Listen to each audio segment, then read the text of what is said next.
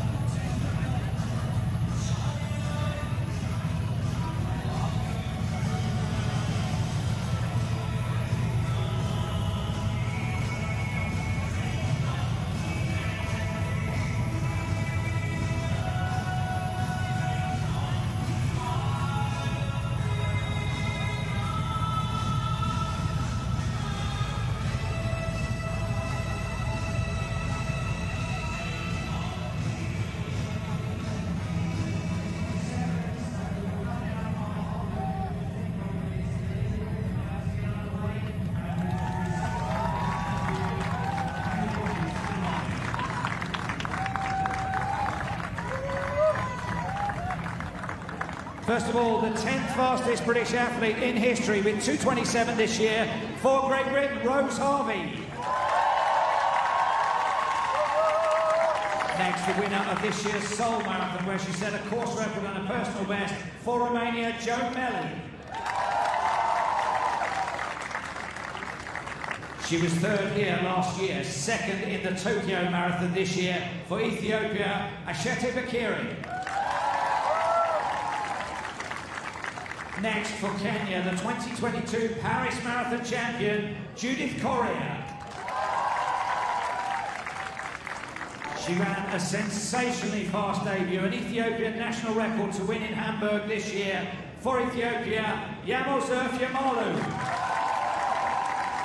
And finally, the defending champion, also the former New York Marathon champion from Kenya, Jocelyn Jepkoskai. And finally, the 12 Marathon starters, the Lionesses.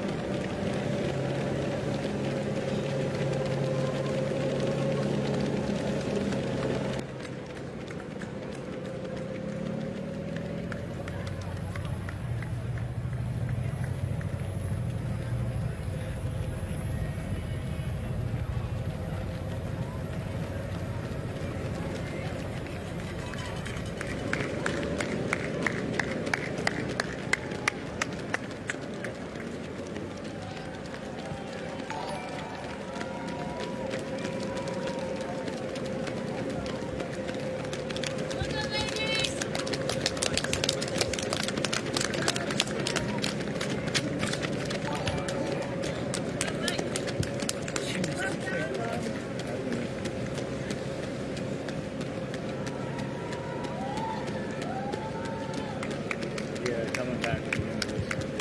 I'm going to drop that a little bit.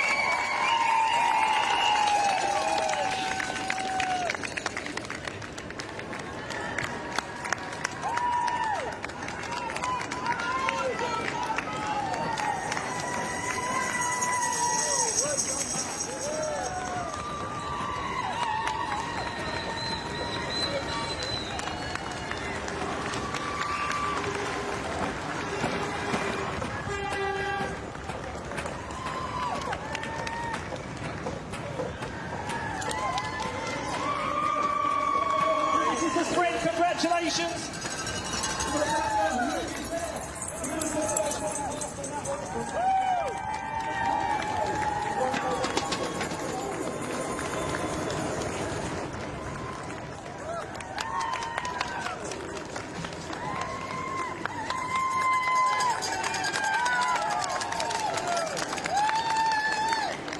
As we were saying earlier, very good CV for a young athlete.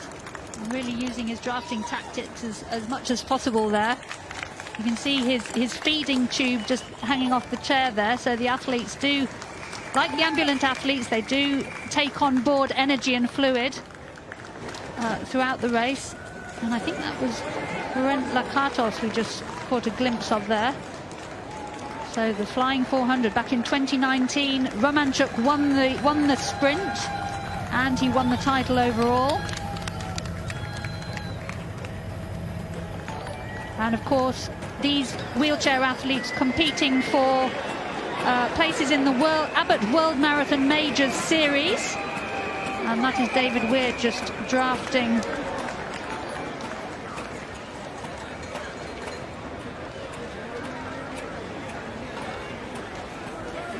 So through halfway, Hug and Romanchuk, 39.25. They had a lead of some 2 minutes, over 2 minutes on third place Suzuki from Japan, closely followed by David Weir. Weir just looks like he's gearing himself up for a big second half here. Looks comfortable in this little group of three. Jets Platt is wearing the red, just tucked in behind Weir. Aaron Pike is trying to stay with this trio, although he's allowed a couple of meters to open up.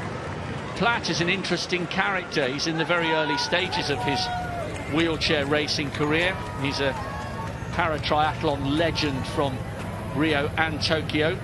Got medals in time trial and road race cycling. So we'll keep a close eye on whether that little quartet can close down on Romanchuk and Marcel Hug, but at the moment the two of them are miles ahead. Contrast to the elite women's race, where we have this select group of 8 or 9 women, all the main contenders right there, looking comfortable and following excellent pacemaking duties. 32.18 at 10k. So just to put that into context, yeah, they asked for women's only world record pace and they're high 2:16s at the moment. So this is excellent running, not only by the women following the pacemakers, but by the pacemakers themselves. Yeah, absolutely. Great pacemaking. We should mention, we just caught a glimpse of the lead vehicle there, which is an electric vehicle. London Marathon Events doing a huge effort, really take our hats off to them on sustainability, using electric vehicles. They've used a carbon levy for international ballot entries. Lots of use of recycled materials, recycling. That's in the T-shirts and the medal ribbons. The drink stations all using compostable cups. So these major events very much aware of their obligations to sustainability and the environment. Yes, and to further that, we've got new mile markers all around the course. Obviously, we're focusing on the elite races, so we may not get a chance to see them. But there was a competition run in conjunction with the Stephen Lawrence Foundation. A group of architects designed new mile markers, and they've been made by plastic from the sea and various recycled forms. So the whole emphasis is on sustainability for the London Marathon.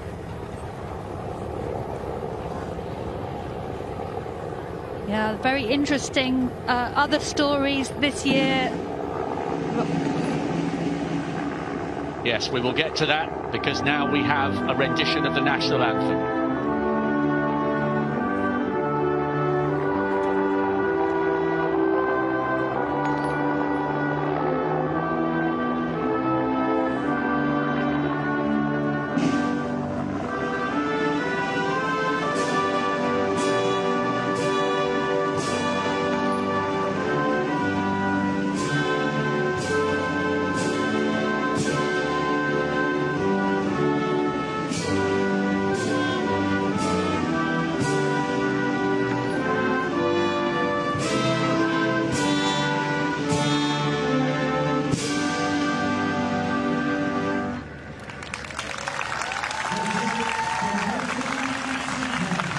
As we said at the start of our coverage, a mood of respectful celebration for the life of Her Majesty Queen Elizabeth II, who started the London Marathon in 2018.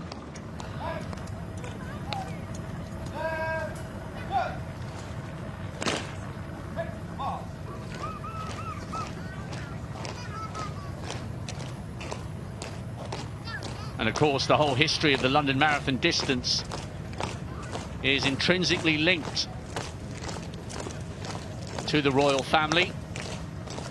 The extra yards added on so that the Olympic Marathon in 2008 could start outside the window of the nursery at Windsor Castle before heading to the finish at White City.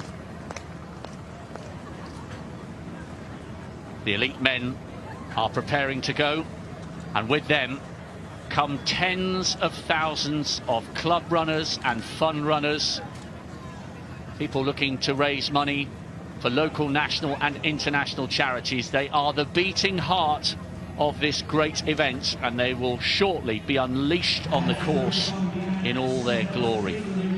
Cisse Lemmer was the man who took glory last year, the defending champion, 2:03.36. He's run at his very best, joined 14th on the all-time list. Speaking of the very best, Kenenisa Bekele, arguably one of, if not the greatest distance runner in history, when you bear in mind the cross-country pedigree and accolades, as well as the 3 Olympic titles, the world crowns and the world records. Brett Robinson of Australia, desperate to try and get close to Rob de Castella's national record of 2:07.51, hoping to add his name to a list of 5 Australians to have gone inside 2:10. Philip Seisman of Great Britain will be hoping he can be the first Brit home, as he was 12 months ago. So the 4th of our elite races just getting ready. Watch out as well for Bahanu Legesse. He's an absolutely brilliant half-marathon runner. I watched him in Delhi a few years ago, scorched to a 59.20, and was amazed at his acceleration. Once again, Leah Williamson, Ellen White and Jill Scott will be the official starters. There is Sessman, here last year on his debut, the top British finisher at the European Marathon in August. Can he produce again, Philip Sessman? Amos Kipruto, World Championship bronze medalist, joint 9th fastest in history. Runner-up in Tokyo, 2:03.13. And there to Legesse, the 3rd fastest marathon runner in history, twice a winner of Tokyo. 5 of his 6 marathons have been run inside 2:05. He's incredibly fast and very consistent. So too is Bashir Abdi, following up his Olympic bronze with world bronze earlier this year. He won Rotterdam last year. Could he go close to his PB? Flourishing into his early 40s. 2nd on the all-time list for the marathon. 11 world cross-country titles across short course and long course. Kenenisa Bekele. And Cisse Lemmer. 11 podium finishes across his marathon career. The defending champion. Could he go back-to-back titles? He was brilliant last year, as he was when he ran 2:03.36 in Berlin a couple of years ago. The 4th elite race is just about to get underway, and this could be an absolute cracker.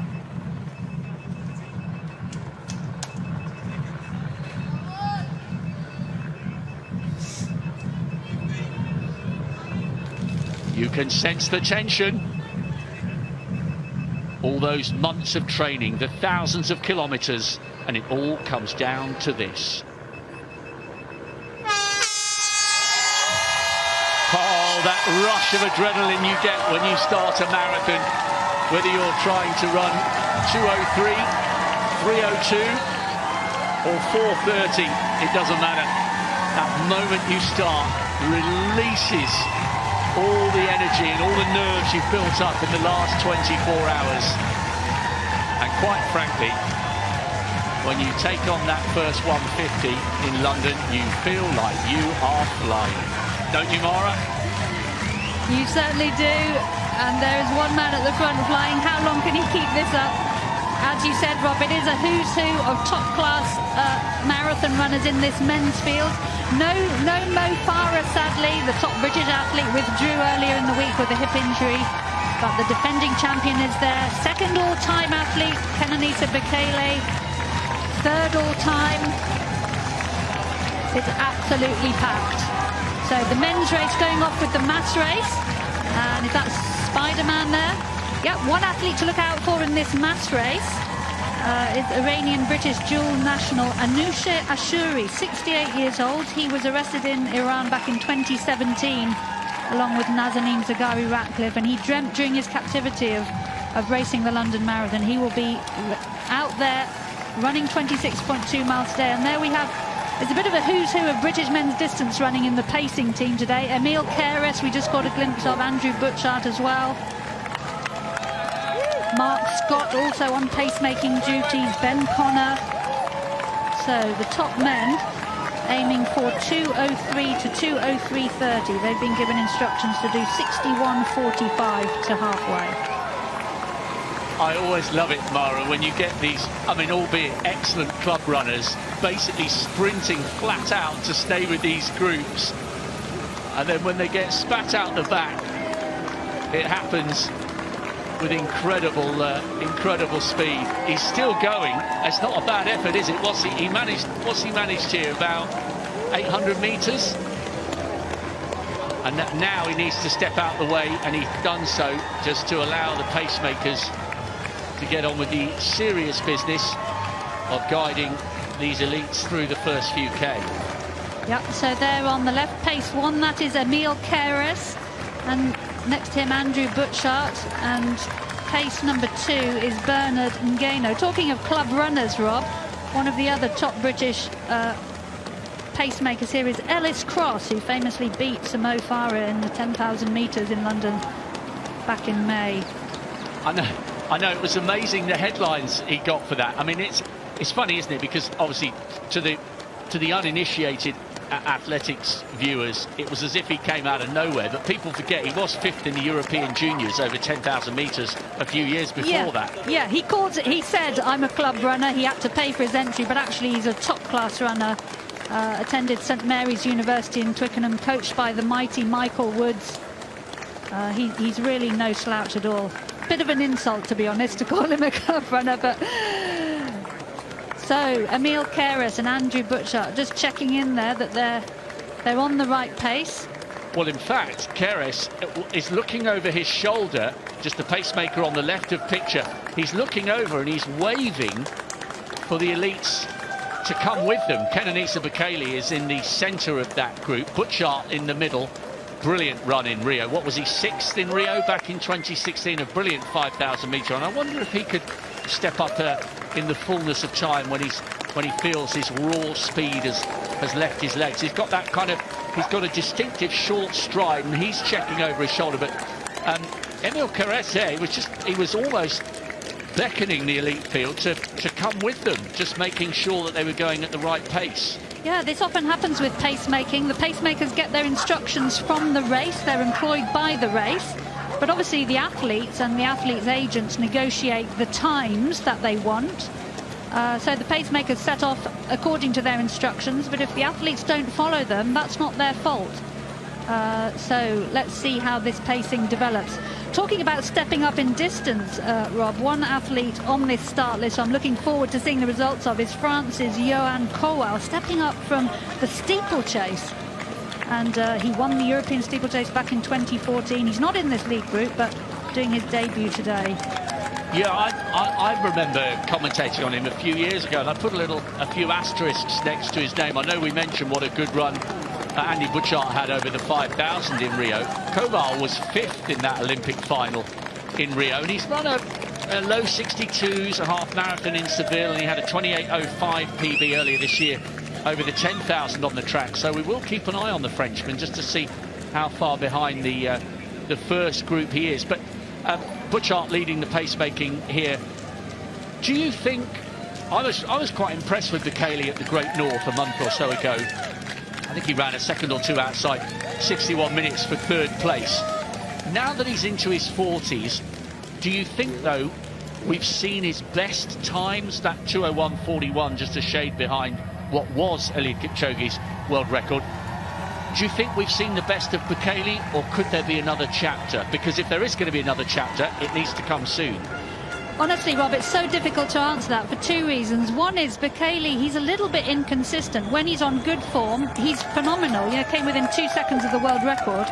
But then he has bad patches as well. And the second reason is the shoes. You know, new models of these new shoes are coming out all the time.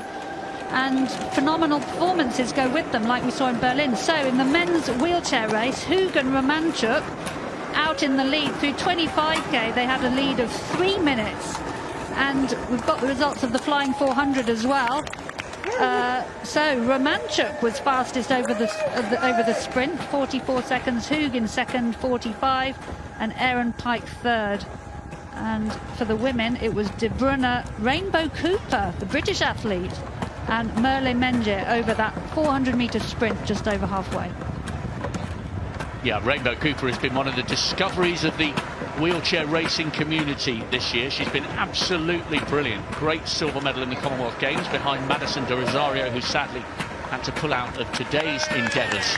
As we watch Hoog driving forward now, getting towards the serious point of the race where they will begin to feel it, but Romanchuk is sticking to him like glue. At the moment, Rob, through 25k, they were on a predicted finish time of 1:22.51, and the course record held by Hoog from last year is 1:26.27, so currently on course to absolutely obliterate the course record.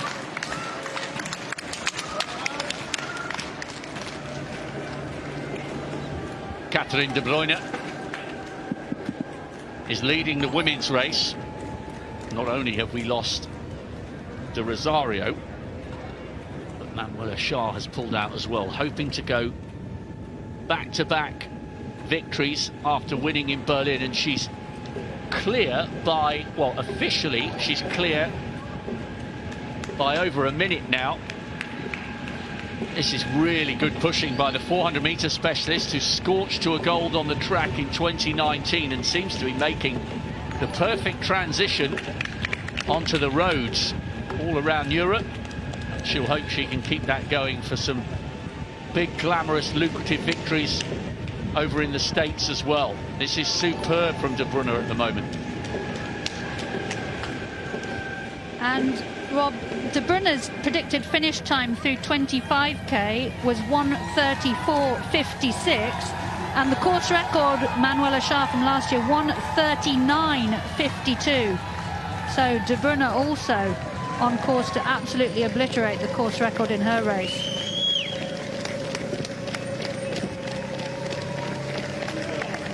Yahualo. Her face is a picture of concentration, just making sure she gets her own hydration. We've seen one or two issues at drink stations before. 48.51. Once again, still on course to come home inside Mary Kaitani's women's only world record set on these streets 5 years ago.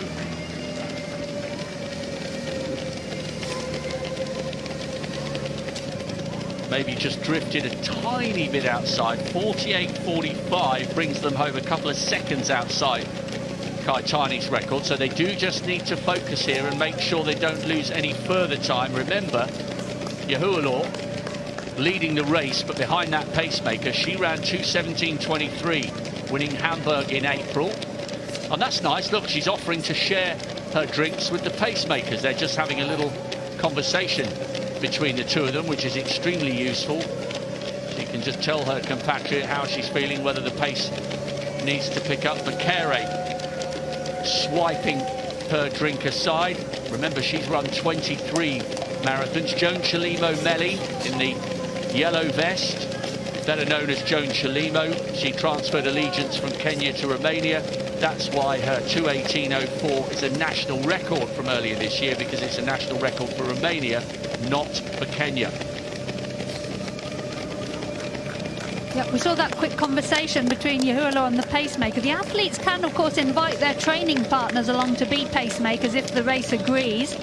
And bearing in mind that there aren't that many women who can run, you know, times like 68.30 for the half marathon. I'm not sure if this pacemaker, Ita Alema-Yehu, is a training partner of Yahualo, but doing a great job so far. Just outside that women's only world record pace through 15k. Yes, we'll keep a close eye on those splits, because you wouldn't want those times to drop any more than maybe another 15 or 20 seconds outside the record, because they then have to get busy clawing that back. Speaking about Kaitani, we've been commentating on the London together for years, Mara. It's one of my favourite days of the year. I just think the capital shines in terms of the atmosphere and the backdrop it provides for the world's best distance race. Do you remember one of those years with Kaitani where she just, her splits, her negative splits were absolutely eye-watering? She's She was an incredible athlete in her day, Kaitani, wasn't she? And it would be an amazing record for them to break, therefore. Yes, absolutely. She was an absolutely supreme marathon runner. Of course, the day she ran 2:17:01, she ran quite big positive splits. She went off absolutely at a phenomenal pace, but managed to hang on for that women's only world record.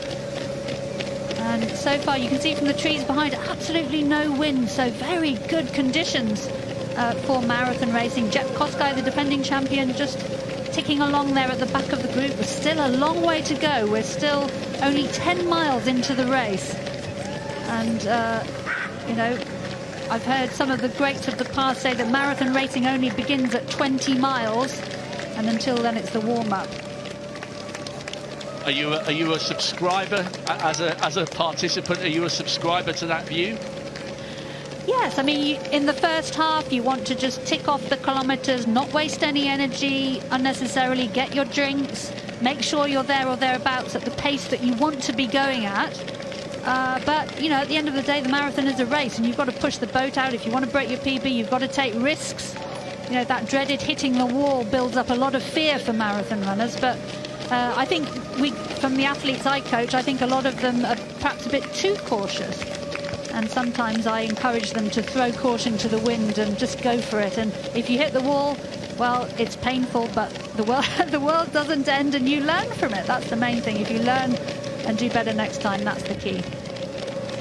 Free coaching lessons there from Mari Yamauchi, Commonwealth bronze medalist and second place finisher in London. And for what it's worth, I haven't run anywhere near as many marathons as you, but when I'm speaking to first timers, I always tell them, in terms of how your body feels, 20 miles is halfway, because if your main aim is just to get round, lose a bit of weight and raise a few quid for charity, the last 6 can be very, very, very hard indeed.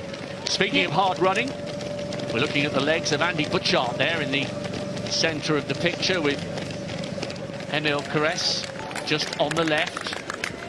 Gabri Selassie, not highly. Lul this time. He's in that big lead group, along with Bahane Legesse and Kenenisa Bekele. All the Ethiopians almost wearing a uniform.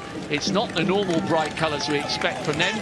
It's pure white and the orange trousers. Kenenisa Bekele, part of the now famous NN running community and team, based over in the Netherlands. Eliud Kipchoge is their most famous ambassador or athlete at the moment, but the Ethiopians tracking the work of the pacemakers in these early stages. Bekele trying to roll back the years in style. Do you know what, Lara?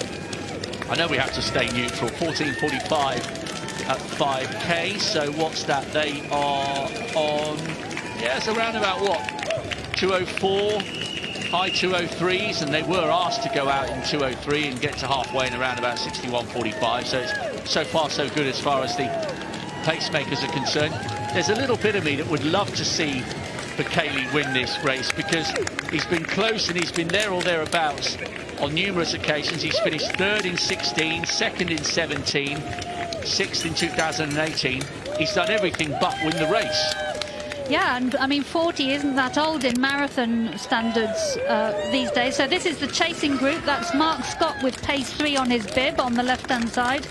And next to him is Shadrach Klimining. They've been given instructions of 64 to 64:30 to halfway for this, I think it might be actually the 3rd group. 2:08 to 2:09 for a goal time.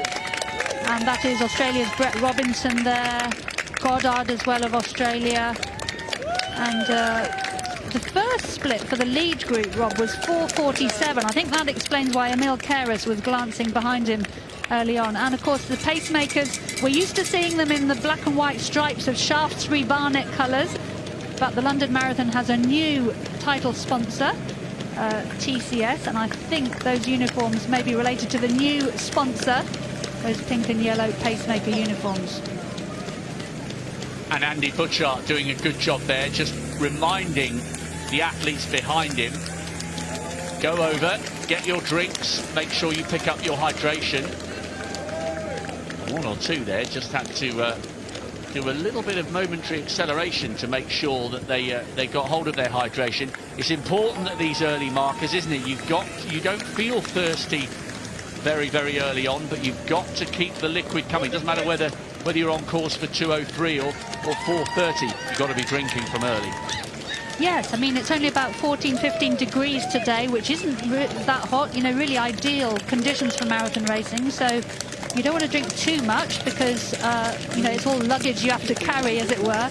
But, of course, if you can take energy on during the race, you will probably delay that dreaded hitting the wall.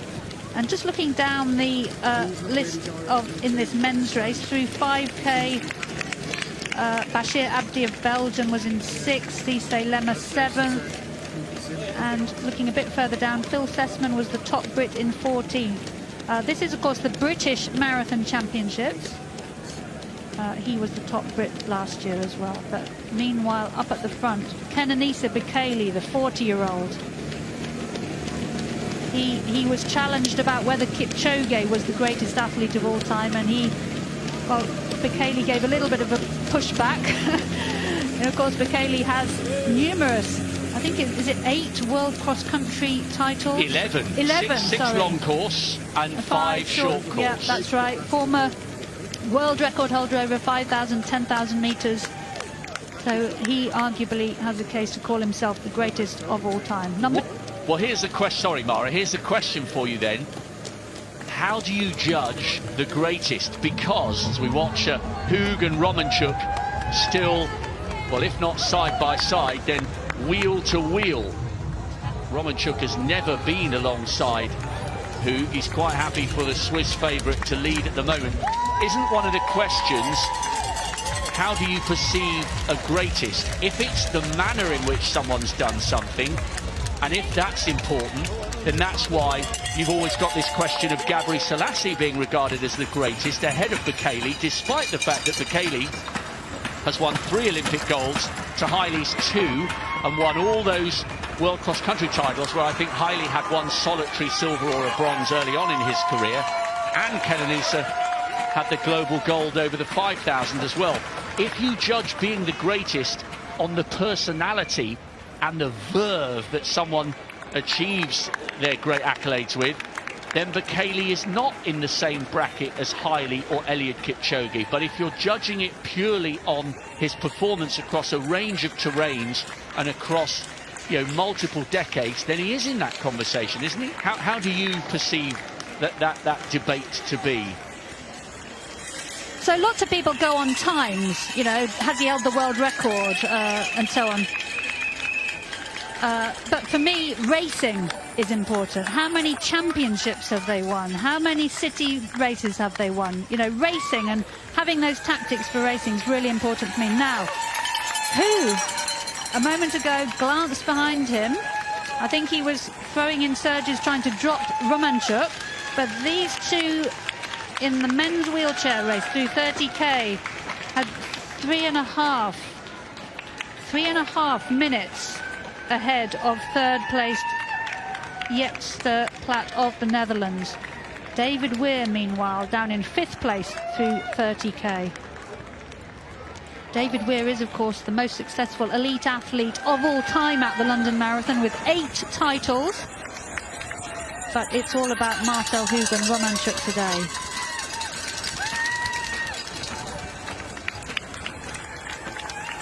Great pushing by both of them.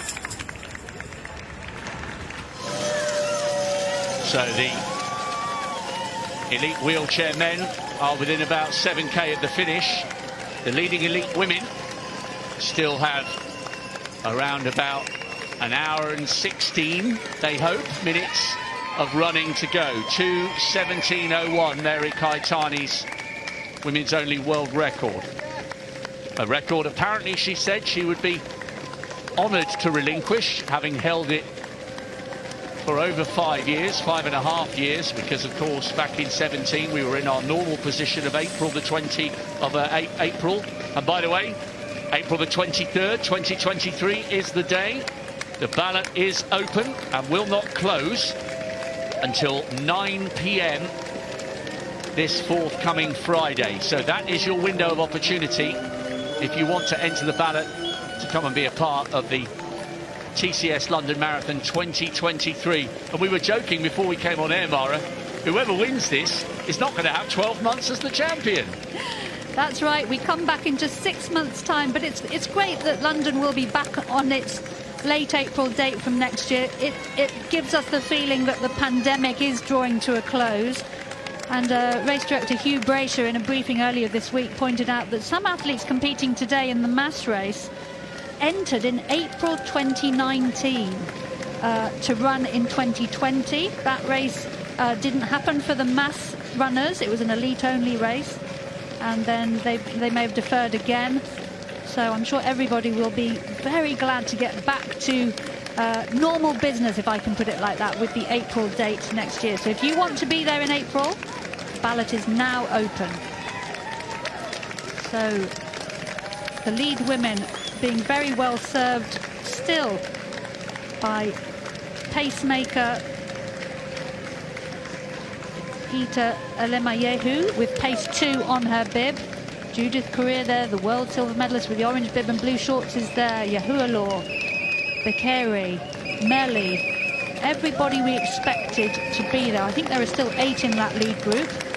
And I mentioned a moment ago, this is the British Marathon Championships, and in the women's race, that is currently being led by Rose Harvey in 12th place, closely followed by Steph Twell in 13th. They're on course for just outside 2:28 at the moment. Rose Harvey, alongside Charlotte Purdue, sadly both caught COVID at the World Championships in Eugene in July. Both of them dropped out of that race. So Rose Harvey will be looking for some redemption here on the streets of London.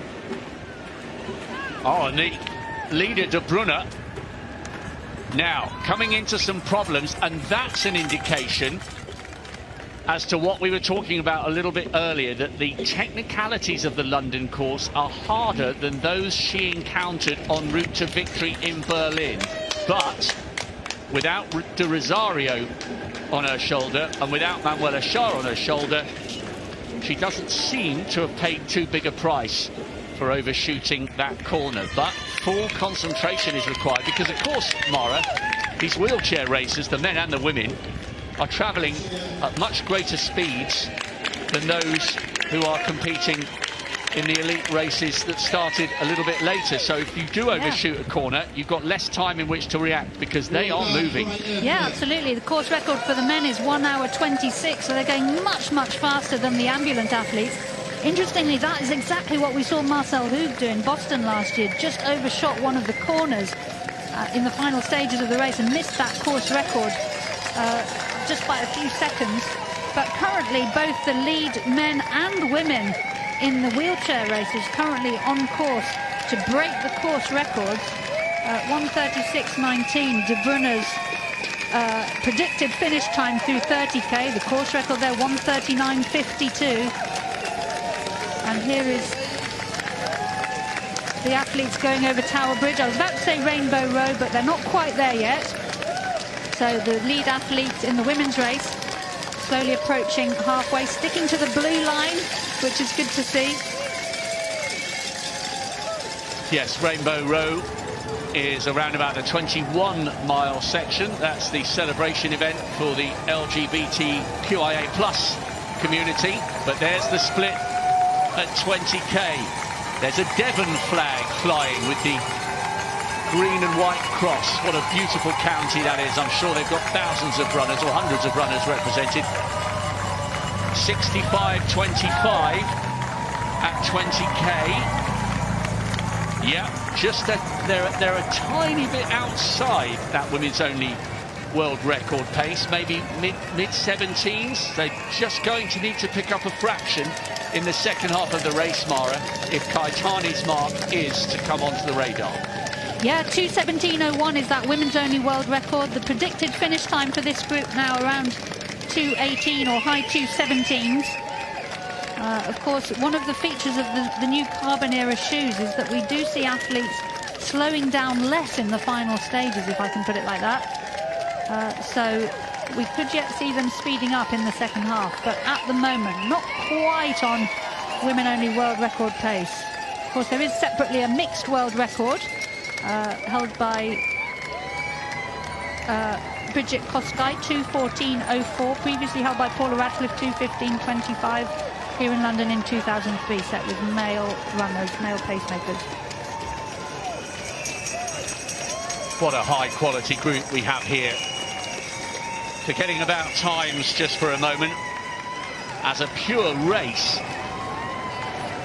we are in for a mouth-watering second half from this elite women's field. Kebede just having a little look across there just to make sure that she doesn't get her heels clipped by Mugurtu.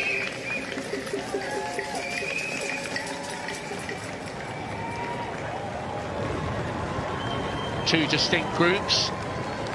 Ngugi has been running on her own for quite a while. Remember, she's more around the sort of 2:21 territory, and she's around about a minute or so adrift. But this was always the plan for Ngugi to be on her own with a separate pacemaker. I have to say, Rob, Ngugi's looking great, looking really relaxed, really smooth. And I think if some of the lead groups find that they've overcooked it, Ngugi could well be catching them up in the final stages. So Ngugi's best 2:21.32. She's currently running around just outside 2:20 pace. So Ngugi currently well inside her PB at the moment. That 2:21.32 was from Boston earlier this year, so a recent PB, so recent good form, 33 years old. We like to look at runners' PBs, but of course recent form and season's best is often a better indicator of how they're likely to fare. Yes, a lot can change in the course of 12 months. Kenenisa Bekele, Lul Gabri Selassie tracking the pacemakers here. Cisse Lemma, the defending champion, is at the back of that group. He looks okay at the moment, but we'll keep a close eye on him. Bahanu Legesse, the brilliant half marathon runner, is shoulder to shoulder with Kenenisa Bekele. You can hardly see him. He's sandwiched in between Emil Carrès and Andy Butchart. This is a high quality field. Kenyans will be paying close attention to Amos Kipruto, who's just on the right of that group. He has a green bib, World Championship bronze in the searing heat and humidity of Doha. You were there for that one, Mara, and Kipruto didn't finish in Sapporo for the Olympic race. Butchart having a chat with Emil Carrès as the athletes go over to make sure they get their drinks. It looks a little less frenetic this time as they head towards that drink station. 29.26. So that is, yeah, kind of high 203s maybe 204. Yeah, the last mile was 4:50, so that was a little bit slow, but still very early days in this men's race. I have to say, Rob, I've got high hopes for Kipruto. This is his first London Marathon, but he ran 2:03.13 in Tokyo earlier this year, coming second. He's reportedly on good form, and he's aiming for a personal best. So could he be a bit of an underdog to take down the defending champion and the mighty Bekele? So good work so far from the pacemakers. The pacemakers likely to be given instructions to go to 25k, but sometimes they do go further. Of course, they're not machines, they're human beings. Sometimes they have bad days. But so far, these three doing sterling work in this lead group. Of course, the British athletes often do pacemaking duties before they take on the race proper, if you like. So hopefully we might see Butchart and Emil Carrès, these two, racing the London Marathon next year or soon thereafter. Mo Farah says he will return next April as well. Well, it would be good if the multiple world and Olympic champion could sign off on the streets of his home city. There would have been a perfect synergy to him doing that this year on the 10th anniversary of that incredible Super Saturday in London. What do you make of Carrès and Butchart then? Emil has run a low 61s in March, European under-23 bronze medalist a few years ago, 11th in the Europeans over the 10. Butchart was 7th in the Commonwealths and the Europeans. can you see them, as we look at the second group with Mark Scott? Mark Scott did brilliantly to get a bronze. Oh, almost took them the wrong way. He did brilliantly to get a bronze at the World Indoors earlier this year in Belgrade. But can you see Carrera and Butchart stepping up to the marathon with some decent potential? Yeah, definitely. I mean, they're at other ends of their careers. Butchart has had a long career on the track and cross country. Carrera much younger.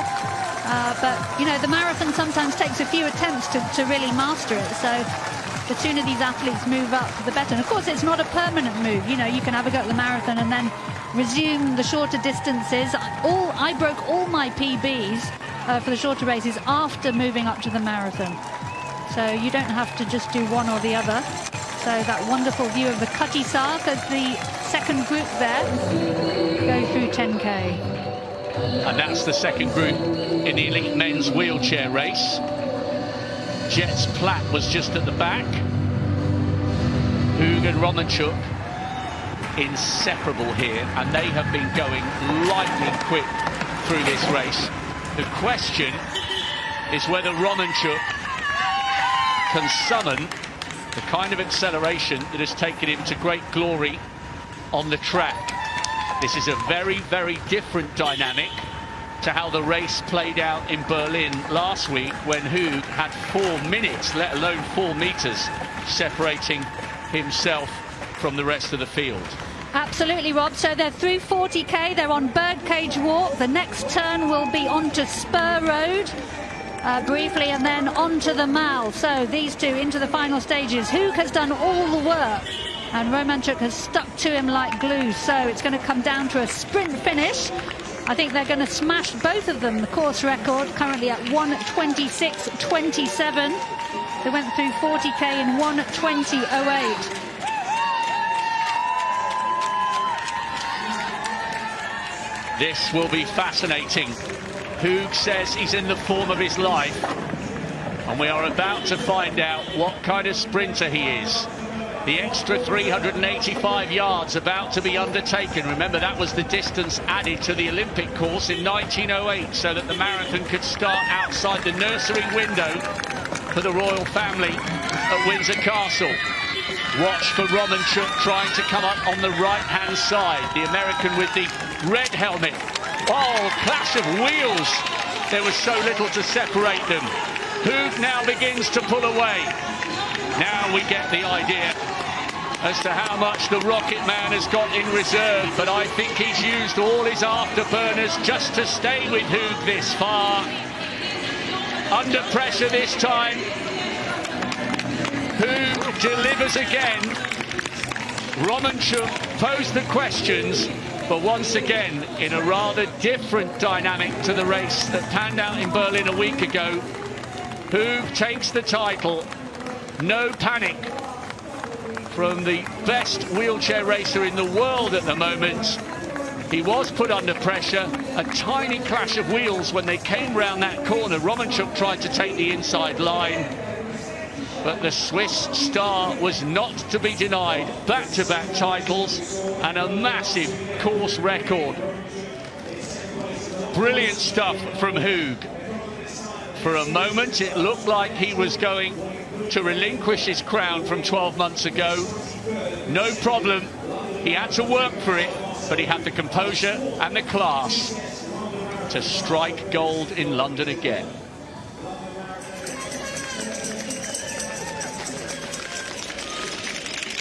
So in the women's race, Catherine de Brunner of Switzerland. She had a lead of nearly 3 minutes through 35k on second place American Susanna Scaroni. And she won the flying 400 as well. So along the embankment, she'll be coming up to 40k soon. So the Berlin Marathon champion from a week ago. Looks like she's got this all sewn up. Her compatriot Manuela Schär sadly withdrew this morning. But looks like de Brunner has recovered from that clash with the barriers we saw just a few moments ago. So she just needs to hold it together for a few more kilometers, and she looks like she will repeat her win from Berlin now. Just behind her there, that must be one of the men racing the male back markers because De Bruyne has a big lead over second place Scaroni. Yes, we have the elite men and women wheelchair racers out onto the course at the same time, and such is the quality from the likes of Scaroni and De Bruyne. They have most certainly taken a few scalps from those trying to finish as close as they could to Marcel Hug and Daniel Romanchuk, who have taken first and second. We're still waiting for third to come home in that wheelchair race. A little bit of a jolt to the shoulders there for De Bruyne as she went through that pothole, heading her way towards back-to-back big city victories. And yes, of course, in terms of form, we would love to have seen Shah challenge her. There was only 3 seconds separating them in Berlin a week ago, but you can only beat who's there. And De Bruyne is underlining that great win in Germany with another one here, reminding us that that was certainly no fluke. Yep, and De Bruyne approaching 40k. As soon as we have her split, we'll bring it to you. But through 40k in the men's race, David Weir was neck and neck with the Netherlands' Jets de Plaat. So looks like we might have a sprint on our hands for third place any minute in the men's wheelchair race. Cisse Lemmer just at the back of that group in the elite men's race. He's the defending champion, remember. Kipruto, nearest the camera, World Championship bronze medalist back in 2019.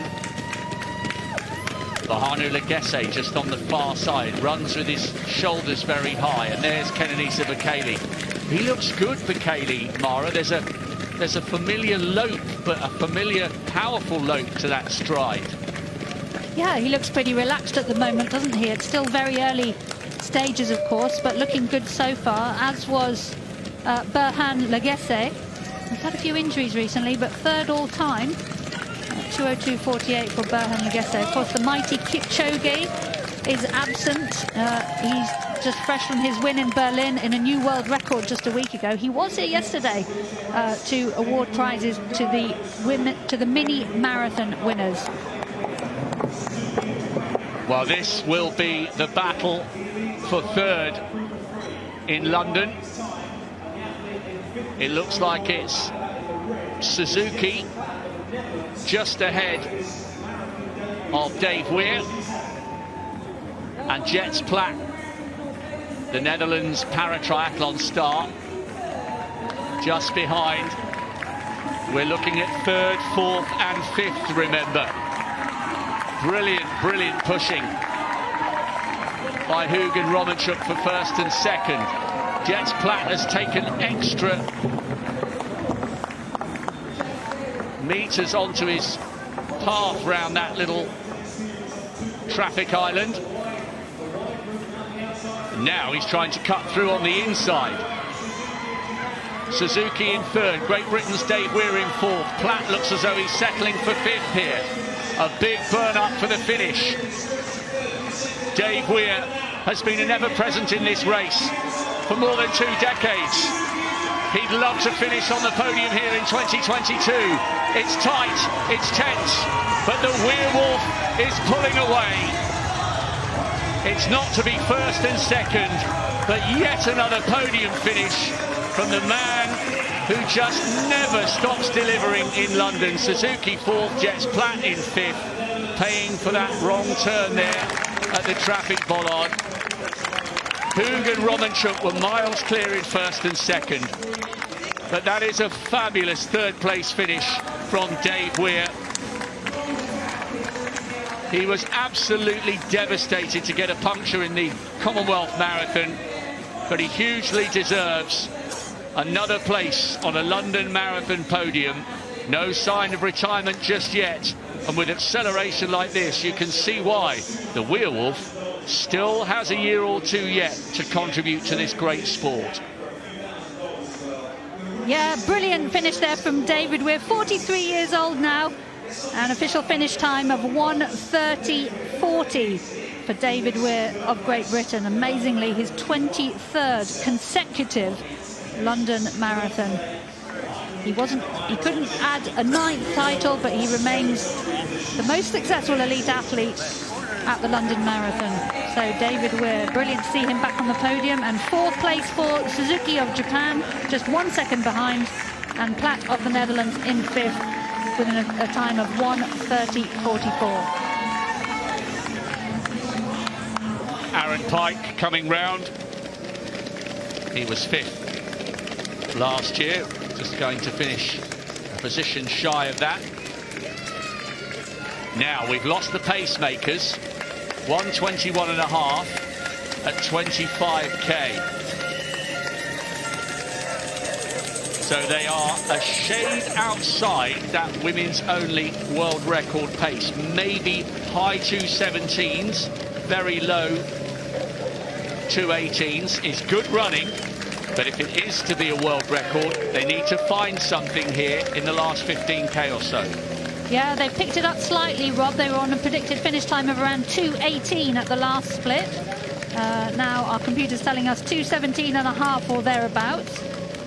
But all those athletes we saw previously still in that group, although Gebrekidan of Ethiopia has been dropped by that lead group. She's now a minute or so, sorry, 20 seconds or so adrift from that lead group in 8th place. Mary Ngugi, she's about a minute and 20 seconds or so, 24 seconds, a minute and 24 behind the lead group. She is in 9th place. So the world's best ever debutant, Yahualo, leads the women's marathon. Bekele and Kebeda, her compatriots, both looking very comfortable.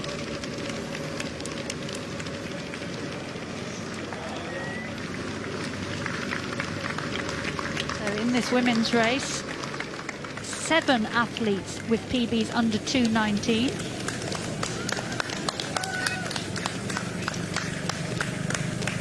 And back with the elite men. Bekele still tracking the 3 pacemakers. This group is packed with Ethiopian talent, but don't rule out Amos Kipruto. 2:03.13 for 2nd in Tokyo earlier this year. He's won the Rome Marathon, the Seoul Marathon. He's run 4 times inside 2:06. He's just towards the back of that group as Gabri Selassie now decides to take it on. He's a 2:04.02 man. That was in Dubai a few years ago. Run 8 marathons and finished inside the top 10 in all of them. 29 years of age. 44.20 at that checkpoint.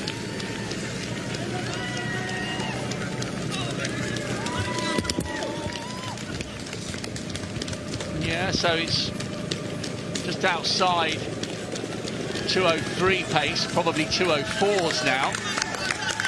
Bekele making sure he got a drink. Andy Butchart's still there, but he's now in the middle of that group, Mara. Either his job is done or he just got caught up in a little bit of traffic there at the drink stations. Yeah, as we said earlier, the pacemakers aren't machines, they are human beings. But Andy Butchart now coming back up to the front. I wonder if he was just having a check-in with some of those athletes, what they wanted them to do. So De Bruyne now leading the women's wheelchair race and approaching the finish. Really good stuff this by Catherine De Bruyne. She's answered the questions of whether London was too technical. 1 or 2 errors, yes, but she's miles clear of the rest, including Susanna Scaroni, who was 3rd in Berlin behind her just a week ago. And keep an eye on that course record, 1:39.52. Manuela Shah from 12 months ago. De Bruyne currently on course to smash that. We're expecting her to come through the finish in around 1:38 or so. She was through 40k in 1:33.01, and we don't yet have a split for Scaroni through 40k, so she still has a big lead. Well, those of us who follow para-athletics got used to seeing her shine on the track. A really powerful upper body that propelled her to many great races over the 400 meters. But she really seems to have found her rhythm on the roads. And what an interesting dynamic she adds to the global rivalry with the likes of Manuela Shah, her compatriot, and Madison de Rosario, the double Commonwealth champion. When they're all fit and flying on the same day, what a race it will be. But as for this morning, the glory and possibly the course record will go to Catherine de Bruyne. Watch the clock. As Mara said, it's 1:39.52. That was the course record set by her compatriot Manuela Shah just last year. And de Bruyne's going to do it, I think. She's clearly tired, but listen to the noise from the crowd as she comes round that final corner, driving her way towards the line with her back to Buckingham Palace. What a way to finish 26 miles on the streets of one of the world's most iconic cities. Just like Marcel Hug, de Bruyne follows up victory in Berlin with triumph here in London. She's taken the title and she's taken the course record.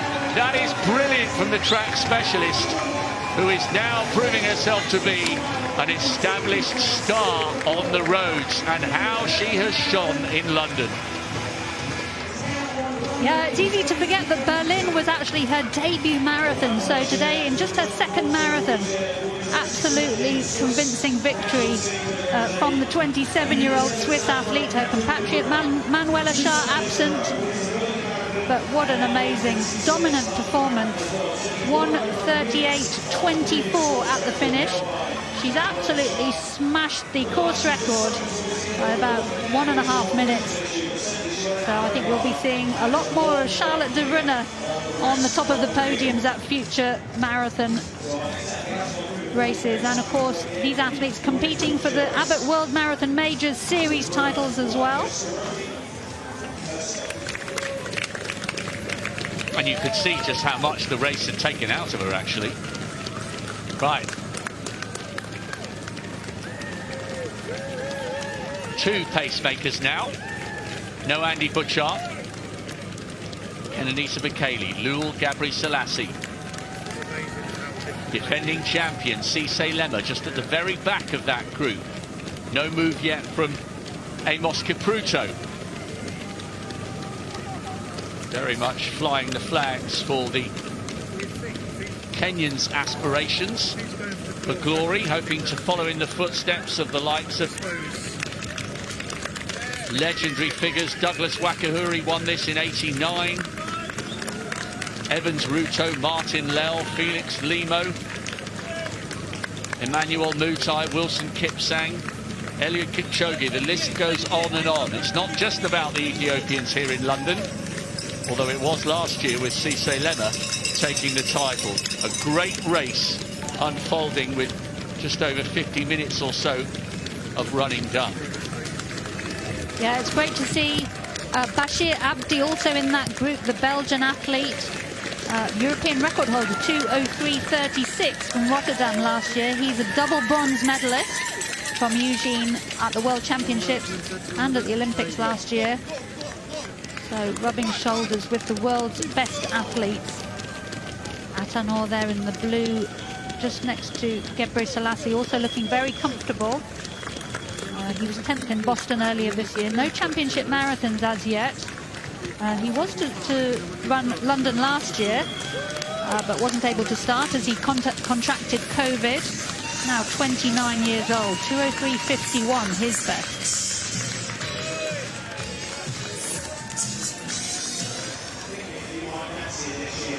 Well, Susanna Scaroni pushed brilliantly for third in Berlin last week, and she's going to upgrade to second in London, once again behind De Bruyne. Scaroni is a brilliant track athlete. She set a world record earlier this year over 5,000. And remember, she was hit by a car and fractured her vertebrae last year, so this is some return to the top for Scaroni, who has company from one of the male athletes. It looks like that's Tian Bosch, who was 8th in the Commonwealth Marathon. He's pushing well for South Africa, but we're focusing on Scaroni. Second place finish for the American. That is a brilliant effort by the Paralympic champion and world record holder on the track over 5,000 metres. No disgrace in finishing runner-up to the performance we've just witnessed by De Bruyne. Good work from Scaroni. Second place this year in London. Yeah, amazing to think that she has recovered from that horrible accident just last year, back to phenomenal racing form, part of the University of Illinois racing team along with Daniel Romanchuk. World record holder on the track in the 5,000 metres as well. So brilliant second place for the 31-year-old.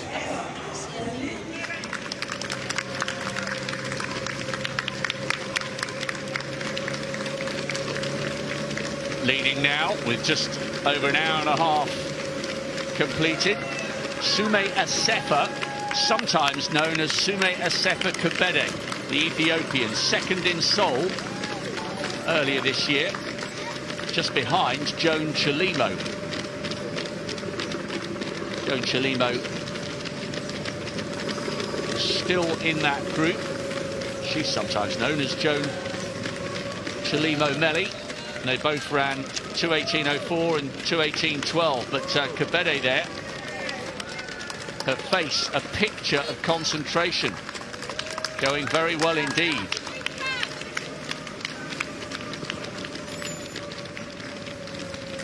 And Judith Career just behind, Career in second, and I was speaking to Elias Makori, who's a well-known and well-respected Kenyan journalist who's connected some of the major championships to the Kenyan team to help with media liaison duties, and they were saying, well, we're really excited in Kenya because it would be a great story for a pacemaker to end up being given a berth in the race proper and taking a first, second or third. But we confirmed with Spencer Barton yesterday that whilst initially Career was listed as a pacemaker, her training went so well that I think she'd already started discussions with London Marathon about having her own place on the elite lineup.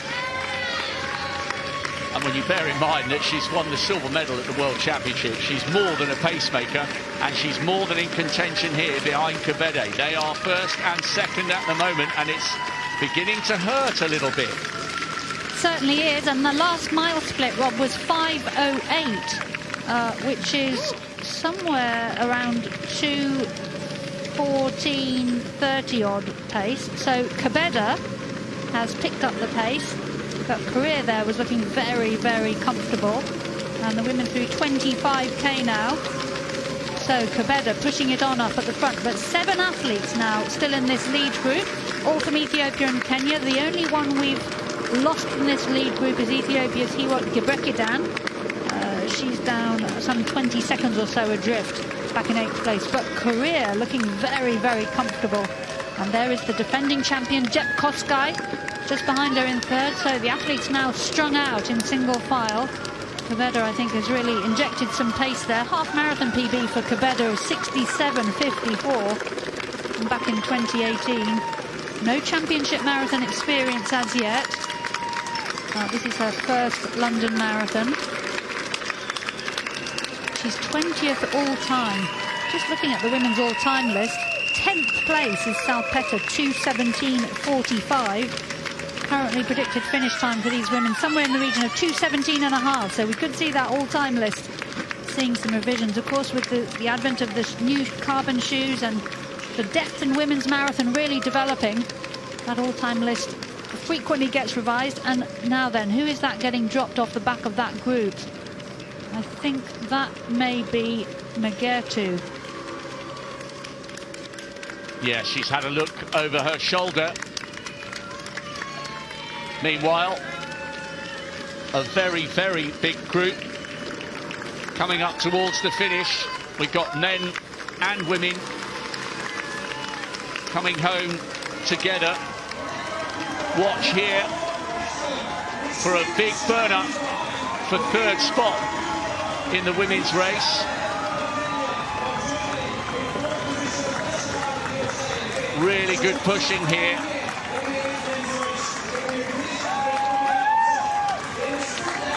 Driving towards the line, just around about her inside 1:47.5. Now, I think that was Eden Rainbow Cooper. We'll bring you confirmation of that in just a moment. Yes, a blanket finish for third in that women's wheelchair race. And we have definitely lost one from this group. The pace is beginning to tell. Rob, just to confirm, that was Eden Rainbow Cooper in third place, finishing in the women's wheelchair race, time of 1:47.27. So the British athlete, third place. And in fourth was the teenager from Germany, Merle Menge, just 1 second behind. Jenna Fessmeyer of the USA in fifth. Wakako Tsuchida of Japan in sixth place. Yeah, it's a big burn up for the line. I'm really pleased for Rainbow Cooper. She's becoming an established star on the international scene and pushed so well and stayed with De Rosario for so long in Birmingham en route to Commonwealth silver. So she has completed a worthy podium behind De Bruyne and Scaroni. Meanwhile, we are edging towards the stage of this race where there will be casualties as a result of this searing pace. They might have drifted a few seconds off Mary Kaitani's women's only world record schedule, but nonetheless this is very, very good running. And Chepkoskai, we haven't really spoken much about her, the defending champion, still very much in the mix. And now over Tower Bridge, heading towards halfway, Kenenisa Bekele flanked by half a dozen or so of his compatriots, along with Amos Kipruto, the Kenyan. This is a brilliant group, and a brilliant second half of the race beckons. Certainly does, Rob. So the men went through 20k in 59.12, predicted finishing time of just inside 2:05. So they've slowed somewhat from their paced agreed time of 2:03 to 2:03.5. There is Emil Keres on the left of your screen, still on pacemaking duties. So the lead men now, 8 athletes still in that group.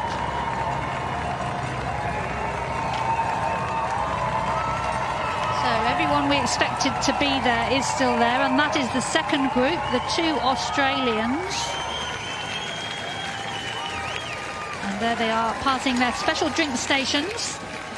The athletes can put whatever they like into their special drinks. They are every 5k in the race, and the athletes can they submit their drinks the night before, and they know exactly where on the table they will appear.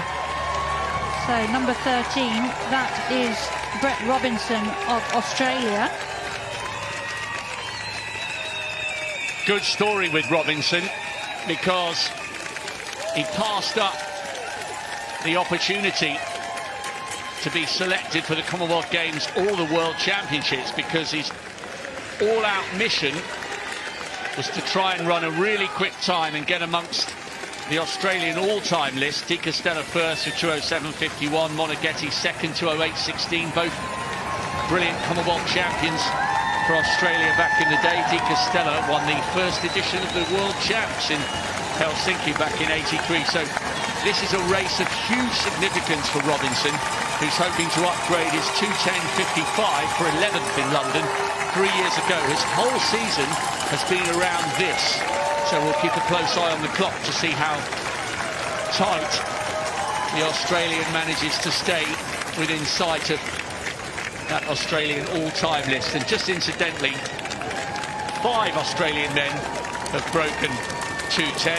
Lee Troop is the 5th of them when he ran 2:09.49. So Robinson has his eye on the clock to see whether he can get in the mix for a quick time and duck under that 2:10 barrier come the end of the race.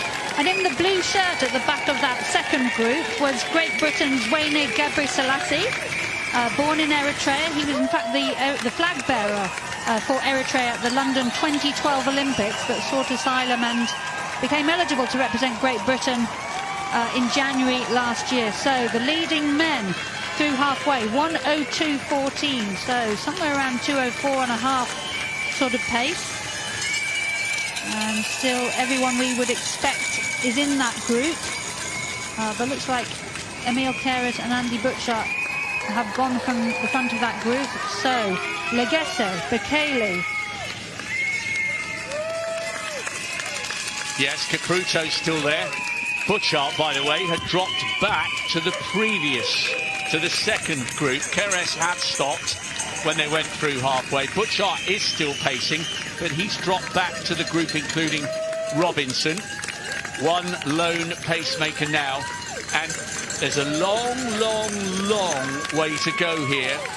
But Bekele looks really comfortable tracking the pacemakers, doesn't he, Mara?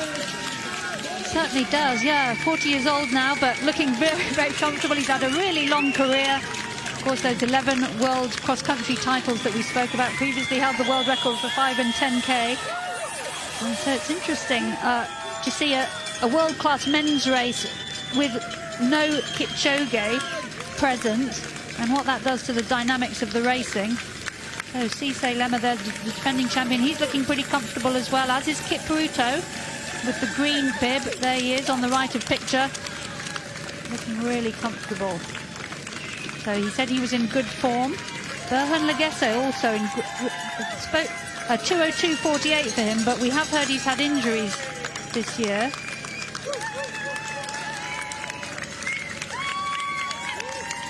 Legesse runs for the NN running team, along with Bekele and several of the women in the women's elite field as well. Yes, they've got a great stable of athletes across East Africa.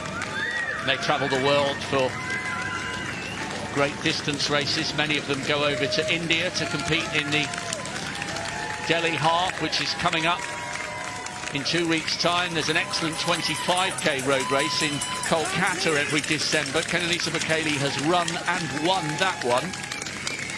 And the TCS World 10k in Bengaluru, which is every May. So the NN running crew are often seen over there in India and elsewhere in the world, and all their hard-working staff in the Netherlands will be very excited about the fact that Kenenisa Bekele is looking pretty comfortable in that elite men's group. Meanwhile, back with the women, this is a race proper now.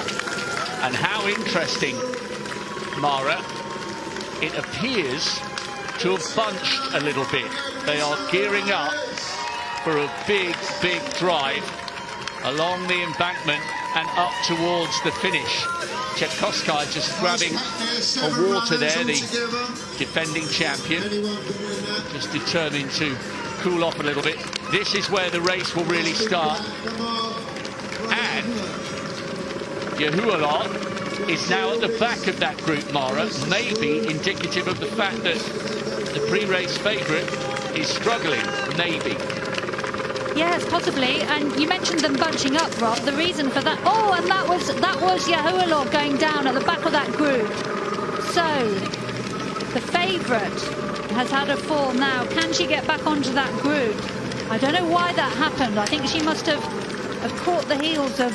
Perhaps it was Bekele. But coming back to bunching up, Rob, the last split was 5:38, which is 2:27 pace. The previous split was 5:08, so a big slowdown in the pace. And Kebede had thrown in that surge, but now they're all grouped together again. So Yahualo, I think that is her at the back of that group. She's caught back onto this group, but so the question is, how much will that have taken out of her? Yahualo, if she were to win this race, she would be the youngest winner ever. There she goes down. So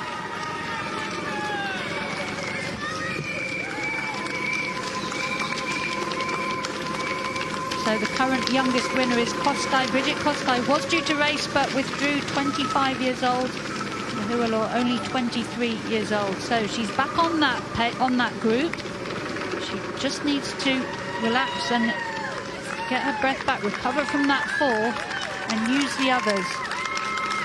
Well, they were quite shocked that she'd gone down, because at least half that group had a look over their shoulders. I'm just looking to see her knees, and there's no grazing. There doesn't appear to be any grazing, and she seems to be okay. She just pulled her shorts there, so it's possible she's feeling some discomfort. But, you know, Mara, you and I have worked together for many years.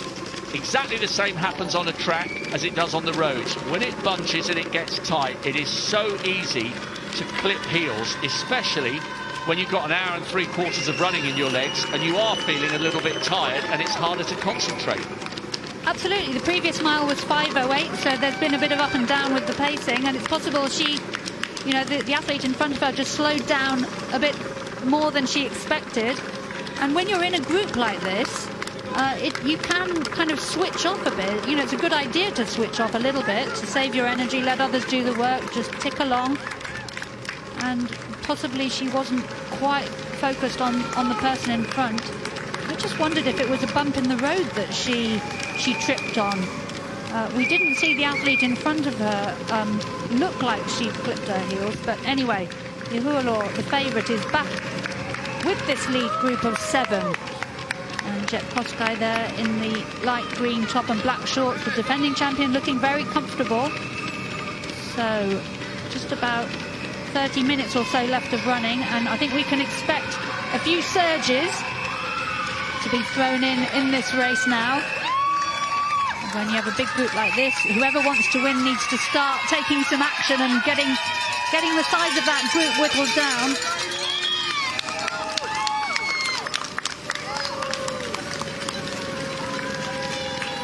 Yes, now we are in to the miles that will really, really hurt. 7 women still in contention for this big title. We've got a lot of people watching live in Kenya. Jambo Jambo, good morning, or probably heading towards lunchtime for you now, wherever you're watching in the world. We hope you're enjoying coverage of the #1 marathon. I know we would say that because we're British and we're biased, but it is arguably the world's most iconic marathon.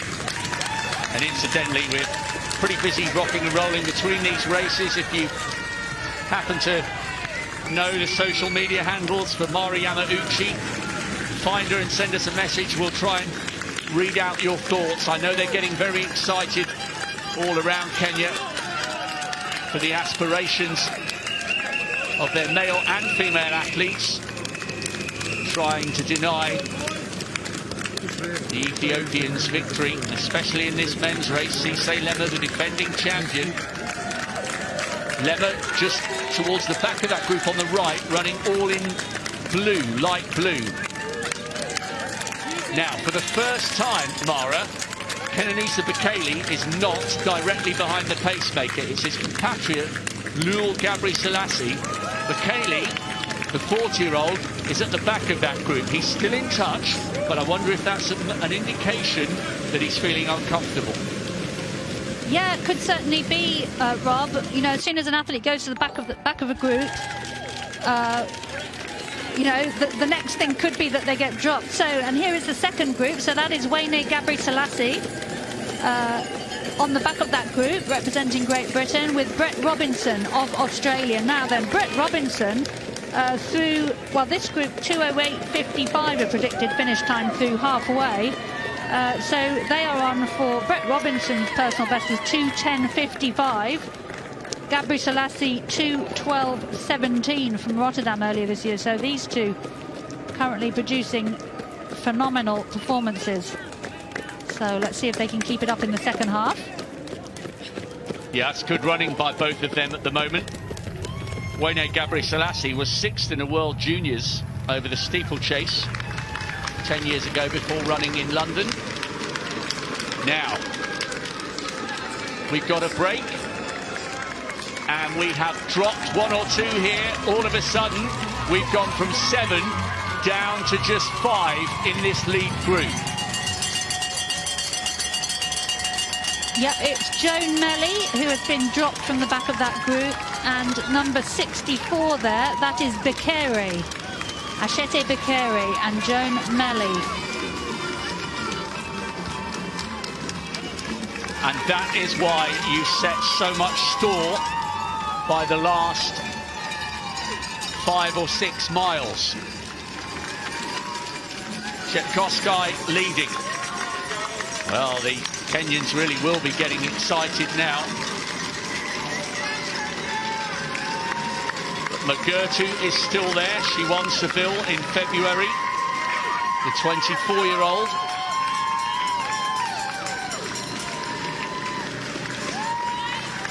But we've certainly lost Achete Bekere and Joan Chalimo Melly, and that is how quickly they've become isolated. In fact, we were a leading 5, and one of those is just beginning to struggle a fraction. So this field is really beginning to splinter apart as we approach the 2-hour mark. Yep, I think that's Kebeda, Rob, yep, that's Kebeda. She threw in a surge a couple of miles ago, but she now struggling to keep with this group. So, down to 4 in this lead group. Chepkoskai, the defending champion. Korea, the silver medalist from the Eugene World Championship. Yahulo, best ever debutante. And Magertu, Alemu Magertu. She was 13th last year, 5th in 2020. Personal best of 2:18.51. Yes, Kebede definitely now isolated. She could weather the storm and close that gap. She hasn't become completely isolated in 5th.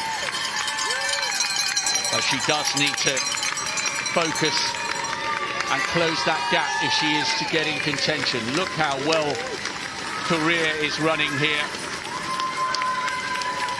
Initially lined up to help Bridget Koskai with the pacemaking duties. And now she has aspirations of her own to win this race. And she could do. It will come from one of these 4, surely. So 1:54.30 through 35k for the lead women. And that would bring them home somewhere in around 2:18 or thereabouts. So through 35k, Kebeda 2 seconds adrift. Bekere a further 7 seconds adrift, and Melly a further 2 seconds. So still looking for a very fast time, but that women's only world record looks like it's not to beat today. But these 4 looking very comfortable.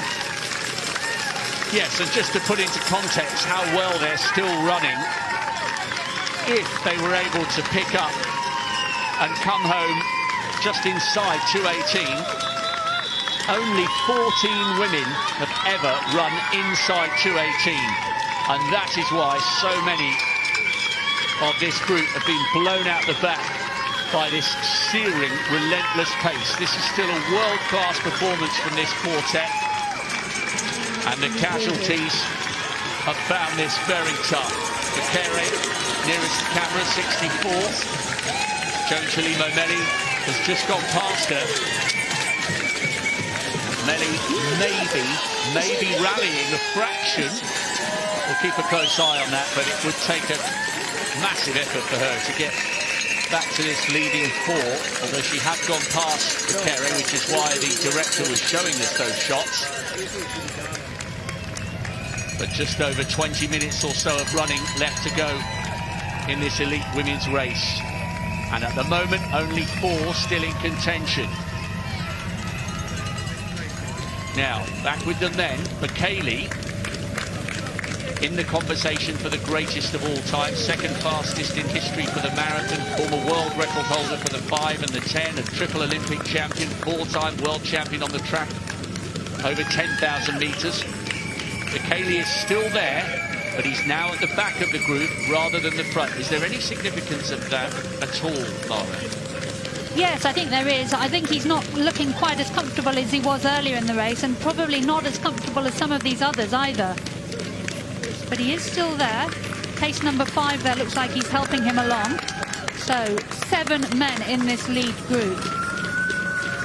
All the athletes we expected to be there are there, and Bashir Abdi looking very comfortable up at the front of that group. Interestingly, some of them wearing arm warmers. It is a little bit chilly out there today. Definitely autumn has arrived in London, but that's great for the marathon because you really don't want hot conditions, and you certainly don't want heavy rain, which we had forecast yesterday. So the men currently on just around outside 2:04 predicted finishing time. What a brilliant last 10 miles we have in prospect here, Mara. Bashir Abdi in the foreground there, the world and Olympic bronze medalist over the marathon. So hard to go back-to-back global medals in an event as unpredictable as the marathon. Lure Gabri Selassie, the Ethiopian, just checks his watch. Bahanu Legesse, the 3rd fastest marathon runner in history, he's in that group. Kenenisa Bekele, the 2nd fastest marathon runner in history, he's still in that group. So too Cisse Lemma, the defending champion, and Amos Kipruto with the green bib, running with the black shorts. Just glancing over his shoulder there, he picked up a bronze in the World Championship Marathon back in Doha. And both pacemakers now side by side having a little conversation. You know, they're running so well, they look like they're out for a very light Sunday morning 15-miler. Yeah, it's testament to the level of these athletes, you know, absolutely phenomenal. And these pacemakers look like they could keep going for a while yet. And just looking a little bit further down the course, down the field, sorry, Rob, I mentioned the Frenchman Johan Kowal. He's now in 10th place on 2:09.40 odd for finish time. Ahead of him, Wayne Gabri Selassie, Great Britain, Brett Robinson in 8th. And then we're into the lead group of 7. And we'll keep a close eye on those times because Wayne Gabri Selassie is a good story. Running inside 2:09. He's now officially representing Great Britain. And remember, the time required is 2:09.40 to be in contention for Budapest for selection for the World Champs. It's not a guarantee, but if you get under that time, you make it difficult for the selectors to say no, put it that way. And he's running well at the moment, albeit with around about 50 minutes or so to go for him. That's right, that's the minimum requirement, 2:09.40. British Athletics saying they want to believe that you're a top 8 contender as well. And of course, all the other countries also will be setting slightly different standards and selection policies. But this group of 7 so far very much well inside 2:09.40, on about 2:04 pace or thereabouts.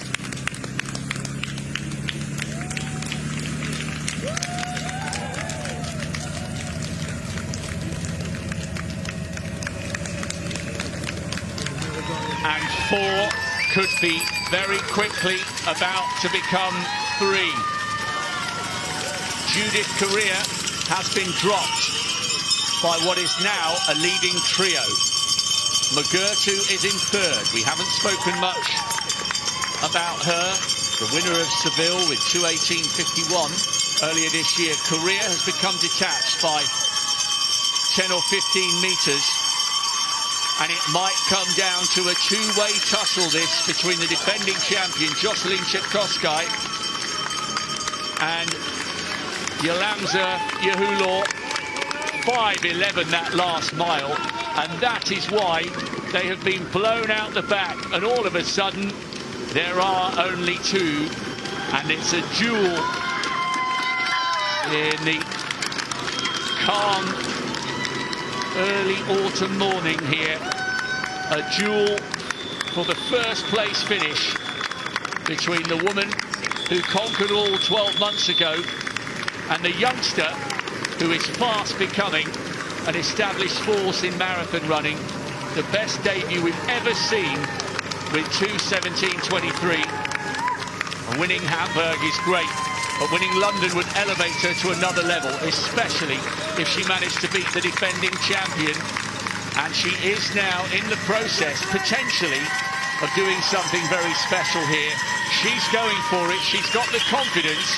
She's got the belief from Hamburg, but Kipruto is somehow hanging on.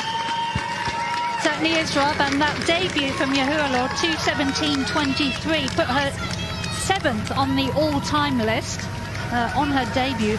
Just phenomenal to think that this is only her 2nd marathon, and she fell over a couple of miles ago, but looking very, very smooth now.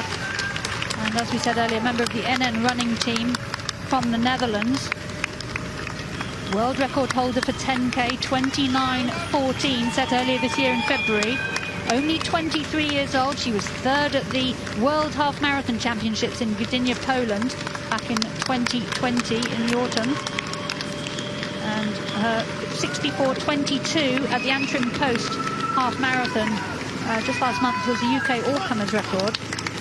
So if she can, and she's built up quite a gap now on Kipruto, the defending champion. So Yahualo now, if she can keep this going, she will become the youngest ever winner of the elite women's race at the London Marathon. That little tap, tap, tap sound you can hear of the shoes, that's another feature of the new era shoes. But so far, looking very, very comfortable, isn't she? 2:03 on the clock. Just another 15 minutes or so to run. Everything about her body language indicates that she's feeling really good here. Jocelyn Kipruto, the defending champion, is in the world's top 10 of all time. And she has been spat out the back by this latest piece of acceleration from her young Ethiopian rival. That's the gap from 1st to 2nd in the women's race. And frankly, if you're trying to judge this by body language, that is a gap that may well just keep getting bigger and bigger. There's Judith Correa, finding this tough going now in 3rd place, trying to hang on from Kipruto, who's just behind her in 4th. Well, Jocelyn Kipruto can't be ruled out yet, but she can't allow this gap to get any bigger. Yeah, I mean, looking at how Yahualo looks, I think she's got this one sewn up, if I'm honest. She looks really strong, going away from Kipruto. They're through 35K, so as soon as they're past 40K, we'll bring you that split. And Kipruto, the defending champion, really needs to dig deep now. So, and behind them, Alemu Magertu, the marathon and half marathon specialist. She also only 24 years old, just a year older than Yahualo. Magertu, 2nd in Frankfurt in 2019. She won Rome in 2019. No championship marathons as yet, but it's all about Yahualo at the front. The 23-year-old. Fastest debut in history. This is just her 2nd marathon ever. Look how aggressively she's attacking this section of the course. And if you've ever run the London, you will know it's really hurting at this stage. But I'll tell you what, Mara, she looks to me like she's getting quicker and quicker. 4:43. What? 4:43. That is ridiculous. That is absolutely ridiculous. That is 2:03 pace. That is fast for the men's marathon. Wow. That's the kind of time that makes you look with your ruler across your pace chart and think that you've made a mistake. Yeah, surely. I'm just wondering if that is a mistake. But, you know, as we said earlier, Asefa, winner of Berlin last week, improved from 2:34 to 2:15. So we are into a new era. If that was correct, I think that must be the fastest split ever in a women's marathon. Wow. My co-commentator has a look of disbelief on her face. However, whether it's a mistake or whether it isn't, you could tell to the naked eye that it was a brutal, aggressive piece of acceleration, and it has enabled Yalamza Yahualo to establish a big gap on Jocelyn Chipkoskai. Meanwhile, back with the men's race. What a great day unfolding here for the London Marathon. Every bit as dramatic and enjoyable as we hoped it would be. Big group still here. Kenenisa Bekele at the back of it, but still in touch, just. Bahanu Legesse just on the right of picture, this brilliant half-marathon runner. Coming back from injury. Can't see him, just behind the pacemaker. Luol Gabri Selassie keeping a clear sight of the road ahead between the two pacemakers. And Amos Kipruto, the World Championship medalist, just on the left of group. Nearly an hour and a half run. When will the big move come from this group? And who will be brave enough to go with just over 12k remaining? Yeah, amazingly, Rob, all of these athletes still look in great form, nice and smooth, very comfortable. Even Bekele is there at the back of that group, so nobody has been dropped. So the lead men through 25k, not yet at 30k, going through the Canary Wharf part of the course. And still you can see in the trees in the background there, no wind, so really excellent conditions for marathon racing. And wasting no distance around those corners. So Kipruto in the white vest on the left of picture there and black shorts. He's looking very, very good. Kipruto, personal best 2:03.13. 6 men under 2:04 in this field. Legesse also looking very good, and there goes the pacemaker. So his work is done.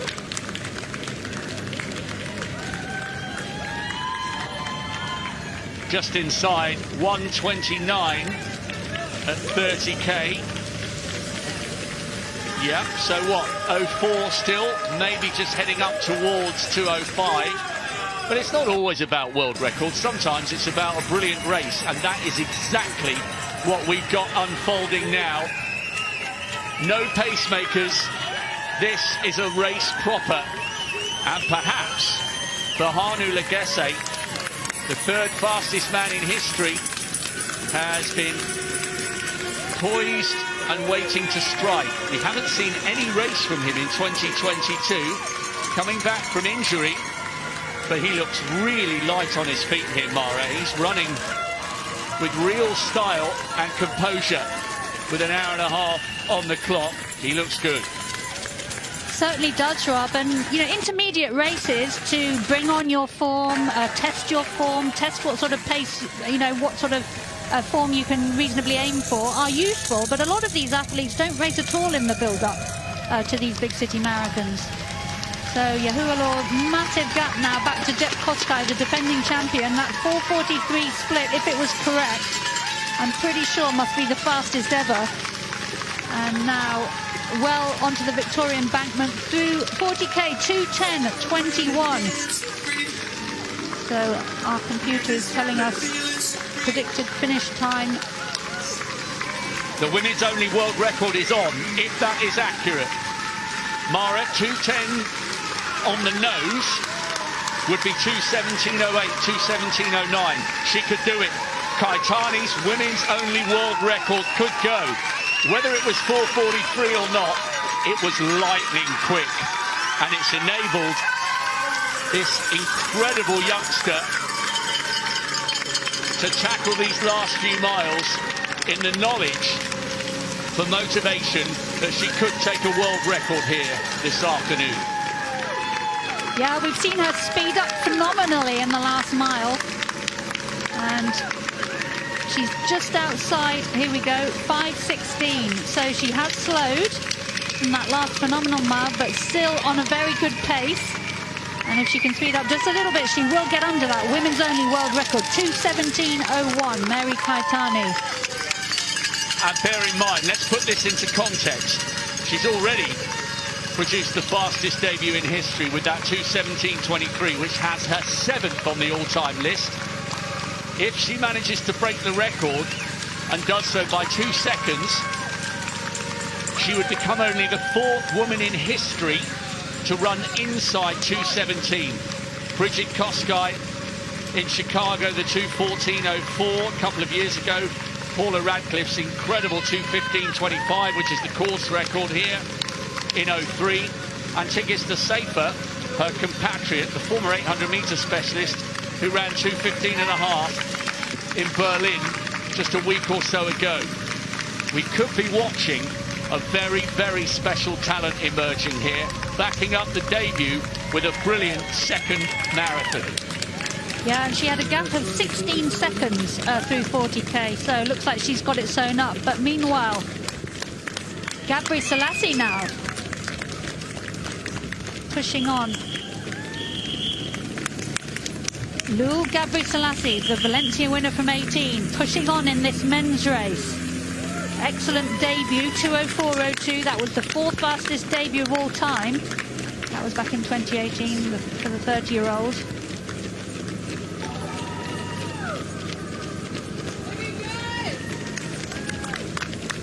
Well, it was looking at one stage as though it would be Bahanu Legesse off the front. He's still there, but he's just behind these leaders now. He's just on the right of picture. Bashir Abdi still in that group as well. Mara, the world and Olympic bronze medalist, which is so impressive to do that, to go back-to-back global medals in a major championship marathon is so hard to do. So he can't be ruled out at this stage.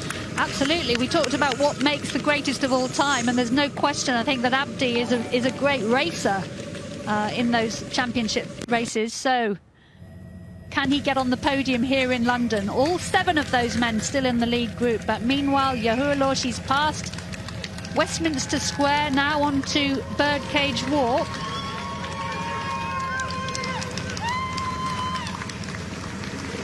And she will just have 2 corners to go.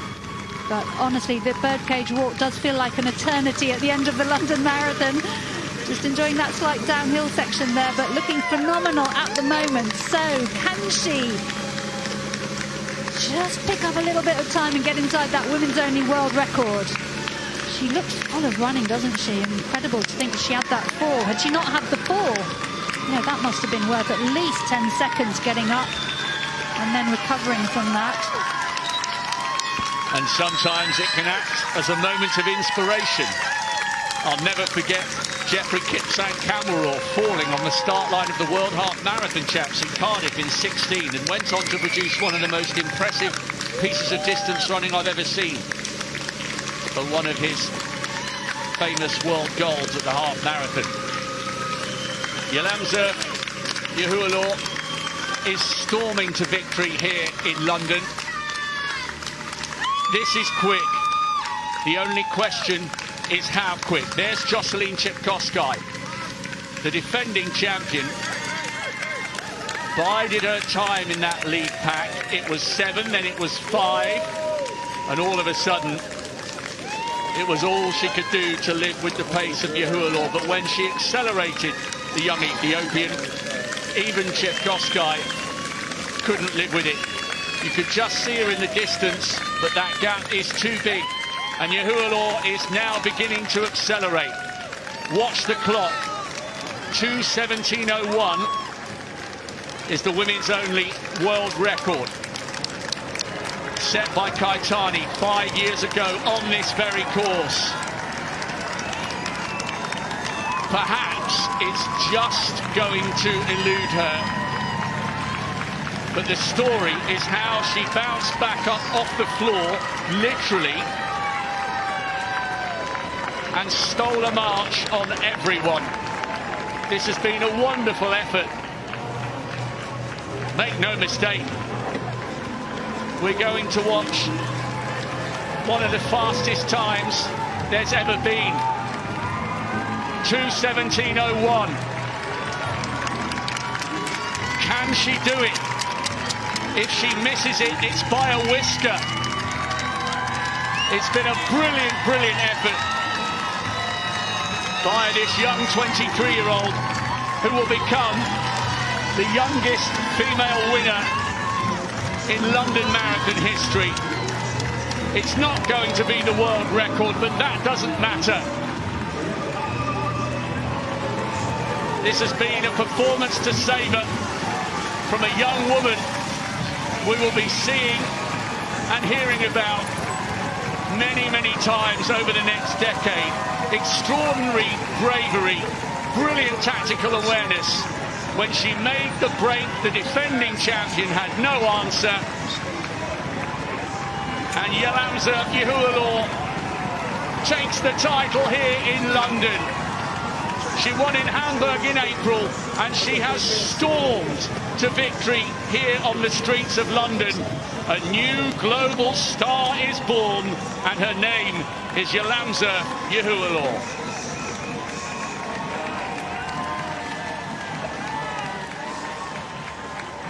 All credit to Jocelyn Chipkoskai. Driving towards the line. It was 2:17:43 when she won this title 12 months ago. And she's pretty close to that time. It's a wonderful, wonderful run. Low 2:18s is to be celebrated and congratulated. She did her level best to live with a youngster who has elevated herself to a higher level.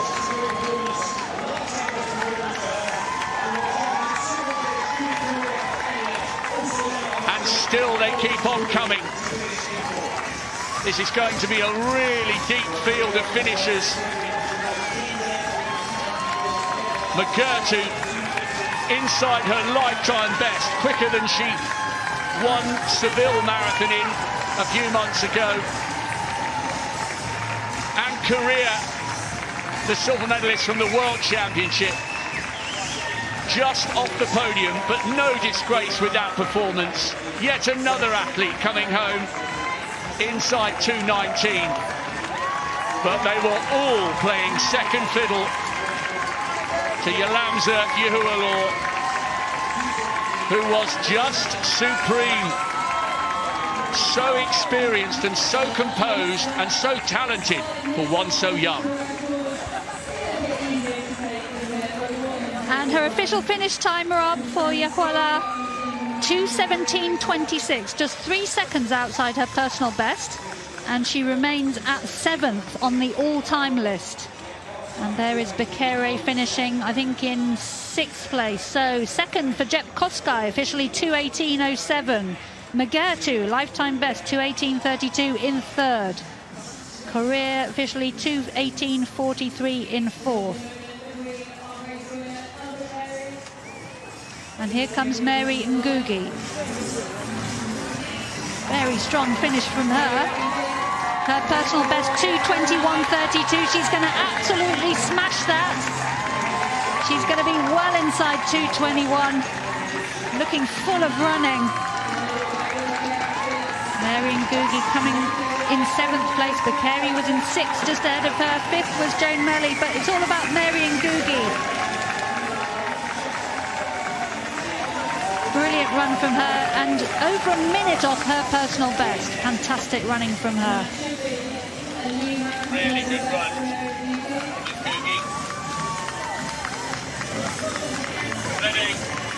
Really good running from Ngugi. Kebede was tired towards the end. Not to be the 2:18 she produced in Seoul, but she's still come home inside 2:21. The depth of finishers here. Inside 2:20, we had 6 athletes, and we will have possibly the top 10 home inside 2:22. That's outstanding running and indicative of just how fast these elite female fields are in London. Yeah, incredible. I mean, 2:23.12. When I set my personal best, I was second, and here we have 10 athletes nearly coming home inside 2:21.2. So this is Hosoda. Ai Hosoda of Japan, very good 5,000, 10,000 meter runner on the track, 31:35 personal best in the summer. She was 4th in Nagoya earlier this year. 2:24.26 her best, so she's obliterated that. That's an amazing PB for Hosoda. Absolutely superb. So some 3 minutes or so off her personal best. Brilliant run from the Japanese athlete, finishing in 9th place. Kobeda in 8th, 2:20.44 for her.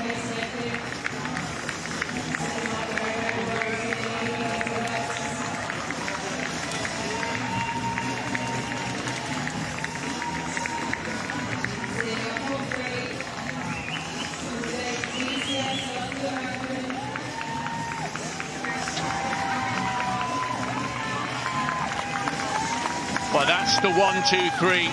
Yahualo, Chipkoskai and Magurtu. Brilliant running. All three of them coming home inside 2:19. And we've seen a whole host of PBs. Ai Hosoda taking 2 or 3 minutes from her lifetime best, and those 9 a long way clear. The next one at 40k was Rose Harvey of Great Britain. We'll pay close attention to see whether she gets inside 2:28, which is the time required for consideration for selection for next year's World Champs in Budapest. Right, the headline here, Mara, is that Kenenisa Bekele has been dropped. He's back down the road. I just got a glimpse of him before the cameras focused in on Bashir Abdi of Belgium, the world and Olympic bronze medalist. Lul Gabri Selassie, Bahanu Legesse. Just on the right of picture, if the camera pans round, we may get lucky, we may not. There, you just got a glimpse there of Kenenisa Bekele, who has for the first time become definitively detached from this group. And there's the gap. He's at the bottom of your picture, and he has begun to really feel this, which I guess at the age of 40 is not that surprising. Yes, he's had a lot of injuries in recent years, but he did produce that phenomenal second all-time of 2:01.41 in 2019. So the lead group back to 6 athletes. Bashir Abdi up at the front, looking very comfortable for Belgium. So these lead men with just around 20 minutes to go. They're through 35k with a predicted finish time of just outside 2:05. But it's all about the racing now. I must say the defending champion Cisse Lema also looking very comfortable. I'm not sure I could say any of these athletes look like they're struggling, Rob. No, they all look like they're ready and poised to strike. We haven't really spoken much about Kindi Atanor. Hasn't gone inside 2:05 since his debut. He's just running behind Kipruto on the left of picture. Joint 20th on the all-time list, inside 2:04. That's when he won Valencia a couple of years ago. 10th in Boston this year, but he's definitely still in the shake-up here. I think all 6 of them look comfortable at the moment, and they're gearing themselves up for a big burst of acceleration. Absolutely, Rob, and they'll be approaching Tower Bridge soon. They're on that section of the course where they pass the mass runners heading out towards the Isle of Dogs. So 4:54 for the last mile for the leading men. 4:54. So somewhere outside 2:07 pace. So they have slowed a little bit. Wayne Gabri Selassie currently the top Brit. He was through 30k. He was in 8th place. Yes, we will keep you posted on how that goes, most notably whether he manages to get himself inside 209.40, and also whether Brett Robinson of Australia manages to stay on track for a sub 2:10. He drifted off the pace a little bit and has lost touch with Wayne Gabriel-Selassie, who at our last checkpoint was in 8th, with the Australian in 9th and Sessman of Great Britain in 10th. But let's focus on those in contention to win. Lemmer, the defending champion, going across to make sure he gets some water with around about 17-18 minutes of running to go. Oh, what a nice moment of sportsmanship there. The Ethiopian Lemmer sharing his water with Kipruto of Kenya alongside him. Yeah, I think you've got to have enough in the tank to be able to share your drinks at this stage of the race. But Lemmer, he looks great, doesn't he? So, when are we going to see Bashir Abdi just sneaking a quick peek behind him there? When and who from this group are going to put their foot down and go for the win? Of course, marathons can be won, and often are won, well before the finish line. You know, you throw in a surge, drop your rivals, and then you've just got to keep that gap. Well, I'll tell you what I remember from the Delhi Half Marathon a few years ago. Legesse, now this is hard to judge because we haven't seen him race in 2022, so he clearly hasn't had a perfect year. Legesse has got a brilliant sprint, but also, Mara, he's got incredible acceleration, because it's not just about, when it's this tight, it sounds silly to say, doesn't it, but it's worth clarifying. It's not just about how fast you are, it's about how quickly you accelerate, because if you make the first move and you then run the last 400 meters at the same pace as the person who responded to your move, if you run at exactly the same pace, you hold the 2 meters that you got when you first surged, and he can accelerate brilliantly. Yeah, absolutely. That's an example of the art of marathon racing that you've just described there, Rob. You know, if you can throw in a surge, then all you get a gap, then all you have to do is maintain that gap. It's all about acceleration, you know, tolerating that increase in lactic acid from the surging. And these are all the things that you learn, you hone your skills in racing. And Lemmer just having a little casual look round, seeing how his rivals are looking. So Legesse there, starting to gradually apply pressure. This is another way you can win a race without doing a really intense surge, just to gradually try and pull away and break your opponents by a slow death, if I can put it that way. So Abdi there with the yellow arm warmers, just trying to hang on. And now, is that Lemmer just getting in a bit of danger at the back of that group? Lemmer's been dropped, definitely. Cisse Lemmer, the defending champion, who did look good, Mara, and he was reaching for water. Lemmer has been dropped, and how about this?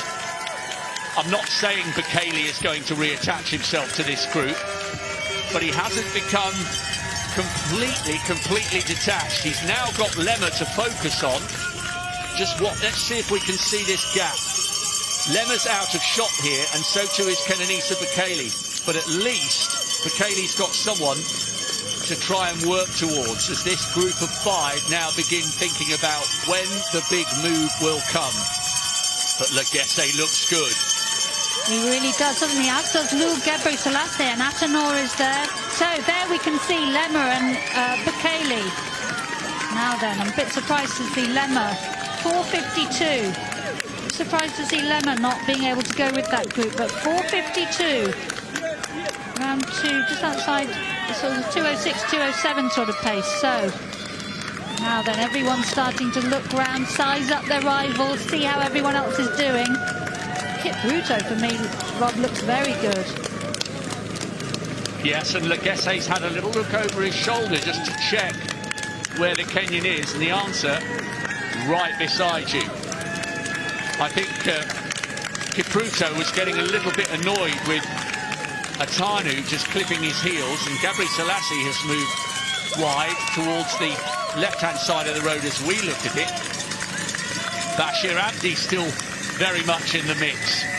Remember, he's not just a world and Olympic medalist. He's run a 2:03.36 when he won Rotterdam last year. Not quite as good this year, with 2:05.23, but no slouch nonetheless. As Kipruto now has a little probe off the front with Atanar, Legesse, Gabri Selassie and Abdi forced to respond. And there's a spring in the step of the Kenyan here.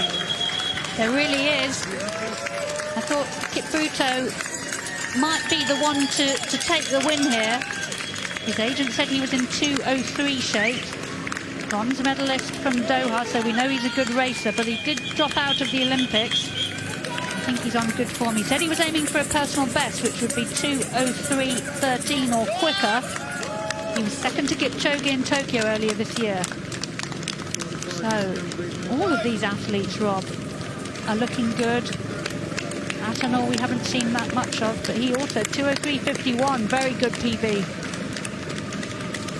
And another good track athlete, Atanor, just off the podium in the World Juniors 10 years ago. Checking his watch. He's now on the left of picture. Gabri Selassie's face is a picture of concentration. 8 marathons, 4 podiums. He's won Valencia, second in Dubai, second in Rotterdam, third in Amsterdam. Maybe he could be the Ethiopian to rise to the occasion.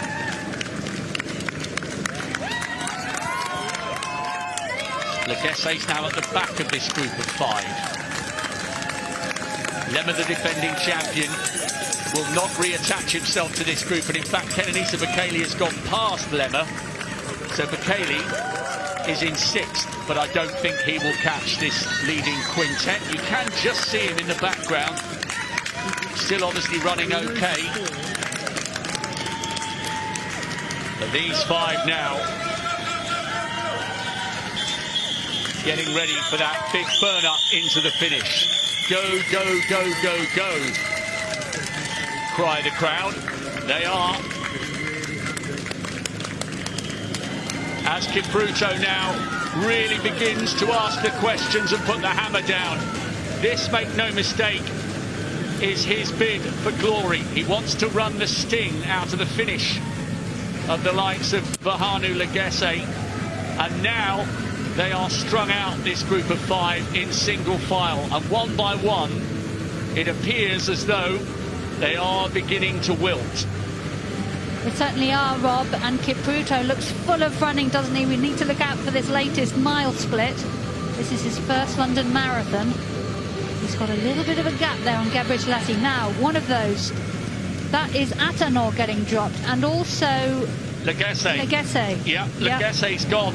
Kipruto's injection of pace has done the damage. There's only 2 that have managed to go with him. Kenenisa Bekele might have 1 or 2 others. There he's just going through on the right of picture. That's Cisse Lemma, the shadowy figure there, is the defending champion.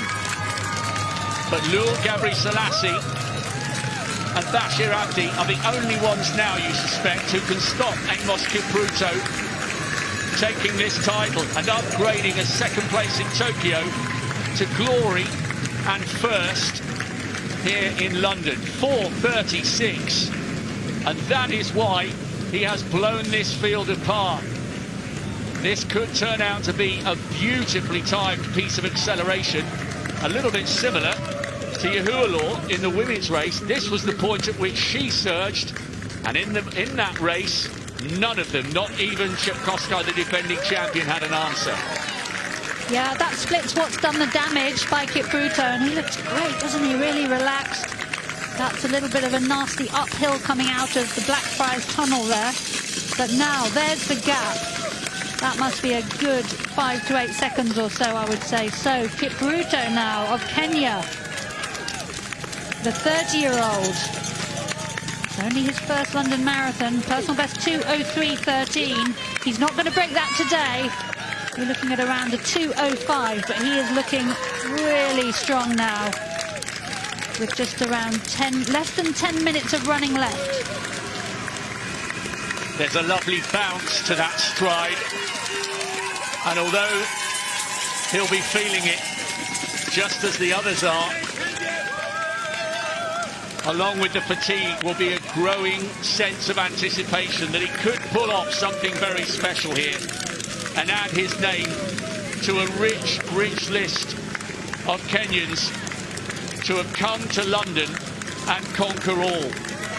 Just a reminder, the first Kenyan man to take this title was the brilliant Wakihuri back in '89. Then followed Evans Ruto, Martin Lell, Felix Limo,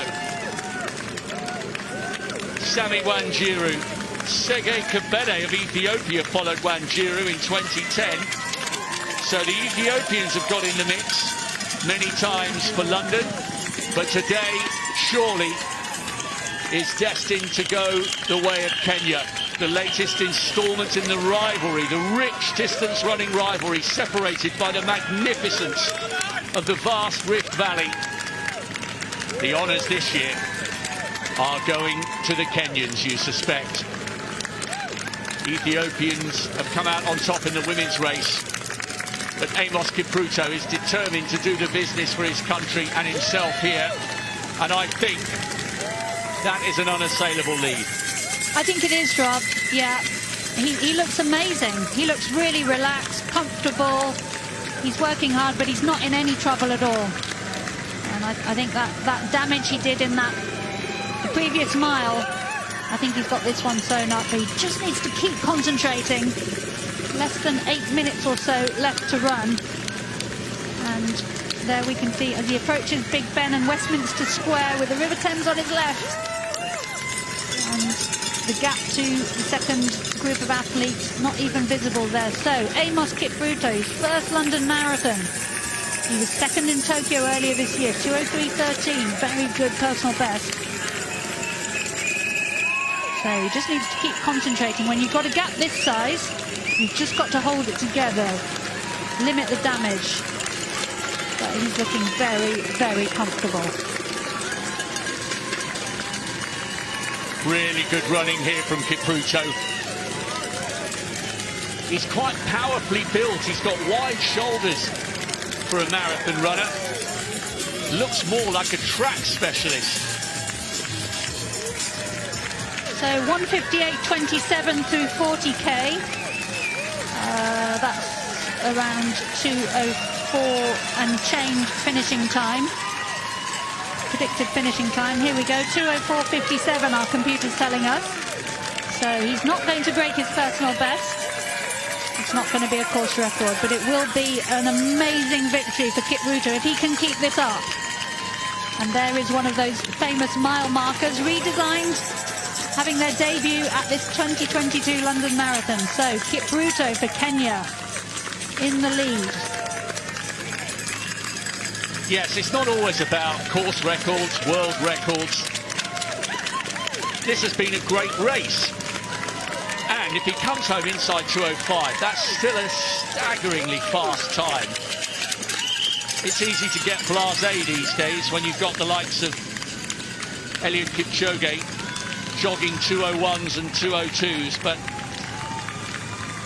it's not that long ago that we were marvelling at Paul Tergat becoming the first man in history to run inside 2:05 when he ran his 2:04.55 in Berlin in 2003, and in less than 20 years he's gone from being top of the world's leaderboard to joint 70th. So sub 2:05, if he could do it, would still be an absolutely brilliant performance, especially the quality of the opponents he would have beaten to get there. Absolutely, Rob. And he had a lead of 17 seconds through 40k. But meanwhile, back in second, third and fourth, looks like a big battle is underway for those minor positions. Lul Gebrselassie, Bashir Abdi and Atanor. Legesse, some nearly 20 seconds adrift of that group of three, battling for second, third and fourth.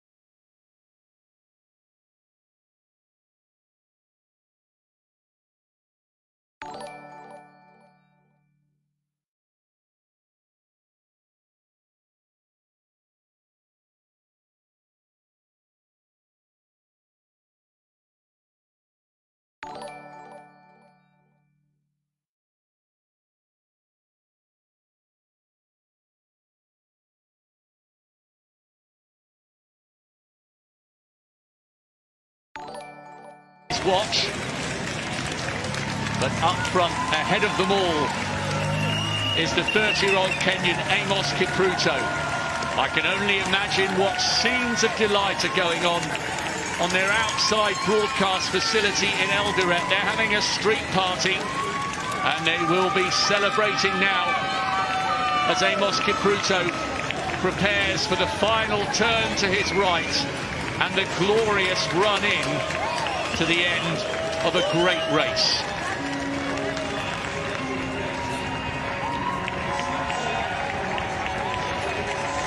Oh, they're spread all over the road. Lul Gabri Selassie has taken the long way round, the same as Amos Kipruto. But let's take a second to listen to the noise and the adulation of the crowd as the winner prepares to come home. One or two Kenyan flags are flying behind the barriers. This has been superb. The World Championship bronze medalist, who was second in Tokyo earlier this year, is going to finish on top in London and on top of the world today. A masterful performance, comfortably inside 2:05. He's beaten one of the best fields ever assembled, and he's done it in style. Amos Kipruto is the TCS London Marathon champion for 2022.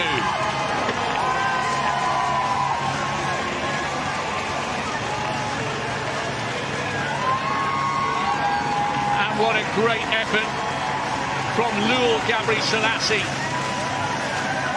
So often he's finished second, and he's done so again. Dubai, Rotterdam, and now London adding to his collection. Just outside 2:05, a brilliant run, great piece of acceleration towards the end. And third is becoming a habit for Bashir Abdi.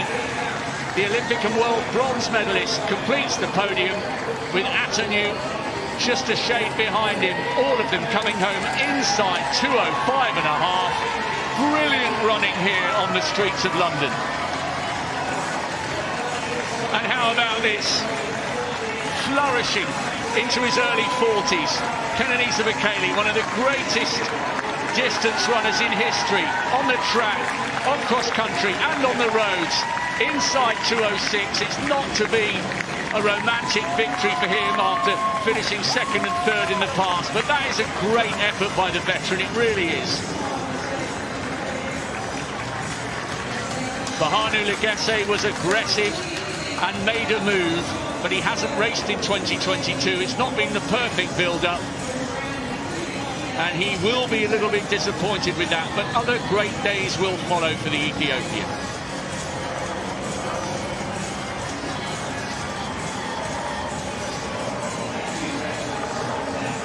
What about that masterful piece of tactical distance running, though, Mara, from Amos Kipruto? Superb. Yeah, absolutely convincing victory, and he looked so smooth at the end. And a textbook demonstration of how to win a marathon, throw in a really fast mile split and then just keep the gap. And here comes Cisse Lema, the defending champion. It wasn't to be two in a row for him, but he's going to finish in 7th place. He looks like he's suffering a bit, doesn't he? But he was going great guns till about 24 miles and then got dropped by that lead group. But Cisse Lema, the defending champion, comes home in this 42nd London Marathon.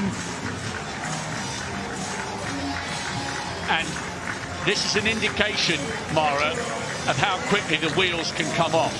Obviously, he's run a world-class time in low 2:07s, but for the standard we're used to seeing from him, that was effectively a jog over the last few hundred meters. He was absolutely spent. He'd gone. Yeah, and he still ran 2:07. Just, you know, the standard is just phenomenal. So brilliant from the top three. Bashir Abdi on the podium again for Belgium. And a brilliant, brilliant victory for Kipruto of Kenya. Now, let's keep a close eye on the time. Not necessarily from a British perspective, definitely from a global perspective. 2:09.40 is the time required to make it into Budapest. I wonder if Amos Kipruto will be there.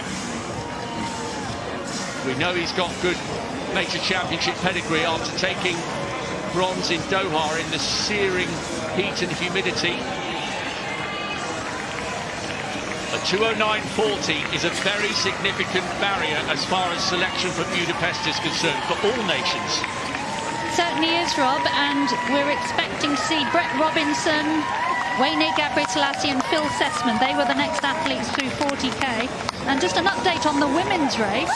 In 10th place was Rose Harvey, going inside that world qualifying standard by 1 second. And here comes Brett Robinson. He is going to be absolutely giving this everything. 2:09.40. Only 5 Australian men have ever broken 2:10. Di Castella, Monaghetti, Derek Clayton, Pat Carroll and Lee True. And I think he's going to do it here, you know. And if he could duck inside 2:09.40, that would be the icing on the cake. It's going to be mighty, mighty close.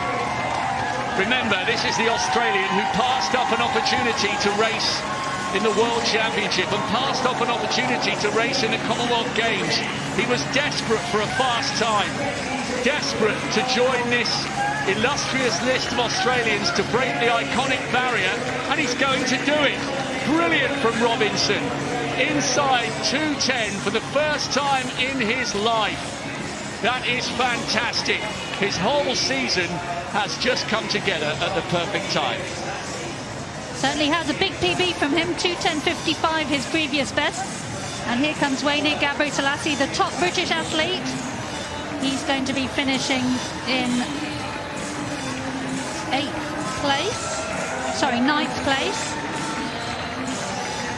So Eritrean born, eligible to compete for Great Britain since last year. Fantastic run from him. He looks like he's struggling a little bit. Personal best of 2:12.17. So as he turns into Spur Road, I think he is going to break that personal best. He hasn't got the world qualifying time, but I think he's definitely capable of it. And this is a proud moment for Shettleston Harriers. They've been doing the coaching work with Gabriel-Selassie, who, as you said, Mara, carried the flag at the Olympic Games for Eritrea. A brilliant steeplechaser in his day. Didn't make it into the final in 2012, but he did make the World Junior final the same year. He's improving all the time. He ran 2:24 in Zurich in 2016, 2:17 in London 3 years ago, 2:16 last year, and had a 2:12 earlier this year in Rotterdam. He's absolutely spent here, but he is going to break that PB. 2:12.17, and he's being roared on by the crowd here. He was in a battle royal with Brett Robinson, who has got the better of him over the last couple of kilometres. Come on, sub 2:12 is hanging tantalisingly close. Is taking everything out of him here, and he is going to break 2:12, and it is going to be a new PB for Wayne Gabriel-Selassie. Well done to him.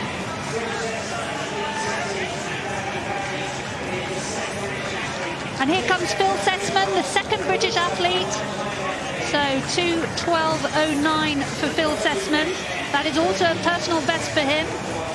2:12.58 last year in London. So first Brit last year, second Brit this year. So this is the British National Marathon Championships. He looks spent as well, doesn't he? But great running from Wayne Gabriel-Selassie and Phil Sessman. Of course, Phil Sessman ran the European Championships on the 15th of August, so he's had a very quick turnaround, even quicker than those who ran the World Championships. Gabriel-Selassie, just shake of the head there, doesn't look too happy.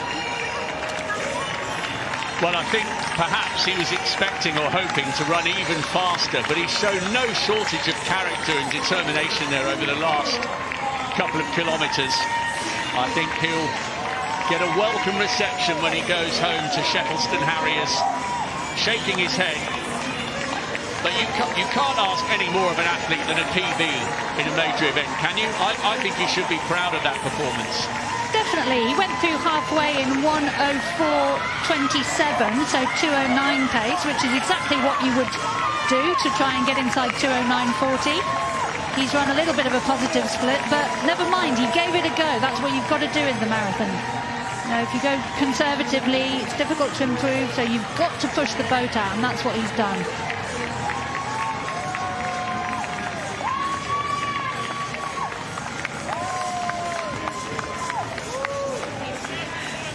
A glorious day in the capital and a glorious win for Amos Kipruto, 2:04.39. He made a big move in the last 4 miles, and he was not to be denied a wonderful title. Lul Gabri Selassie takes second, Bashir Abdi, the Olympic bronze medalist, in third. Kenenisa Bekele, one of the greatest distance runners of all time, finishing inside 2:06 at the age of 40. Wayne Gabri Selassie and Phil Sessman of Great Britain completing the top 10 with 2:11.57 and 2:12.10. Brett Robinson, by the way, adding his name to an illustrious list of Australians to break 2:10. Yalam Zerf, Yalehu, an amazing performance from her, following up the fastest debut in history with another blistering time, 2:17.5, relegating the defending champion Jocelyn Chepkoskai to second this time. Mugurtu just outpipping Judith Correa for third.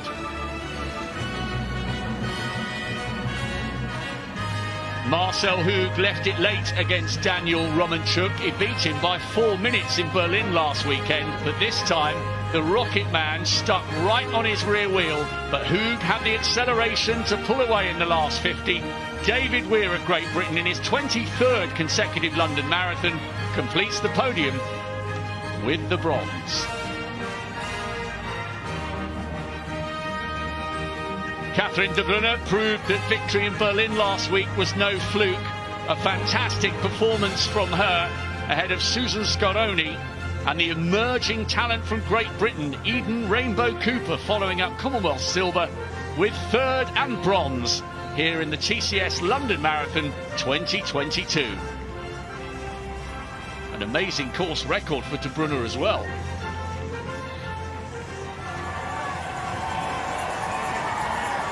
Meanwhile, at the front it was all about stats and splits, season's bests and positions on the all-time list. For everyone else, it is a question of simply getting round and savouring the atmosphere and the energy of the world's greatest marathon. So many people running for so many different reasons and causes. Tamsin Isaacson running her first marathon based in Gloucestershire, raising money for the Red Cross. Vicky Griffiths from Sutton Vaney in Wiltshire. She's raising money for street children. I'm reliably informed Vicky, a graduate of Exeter University, has reached the 10-mile marker. Just two of tens of thousands of stories and journeys. 26.2 miles on the roads, but so much more behind their reasons for wanting to come and compete. And Mari Yamauchi, your time as a competitor in London was always at the front of the field, but I think you'd agree the beating heart of this event is what we're seeing right now. Certainly are, Rob, and many of these athletes raising money for charity.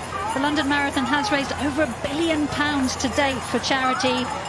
Incredible effort from all those runners in all 42 editions. So these athletes still have a few hours to go, but the weather, good weather today for marathon running, not too hot, nice and overcast.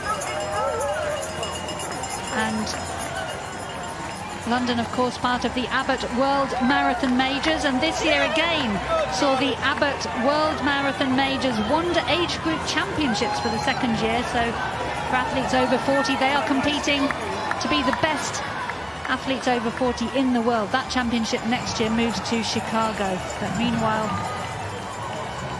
these athletes just savouring the atmosphere and enjoying every moment of this London Marathon. Mara, I never ran a marathon as quickly as you. I did 5 in total, 97.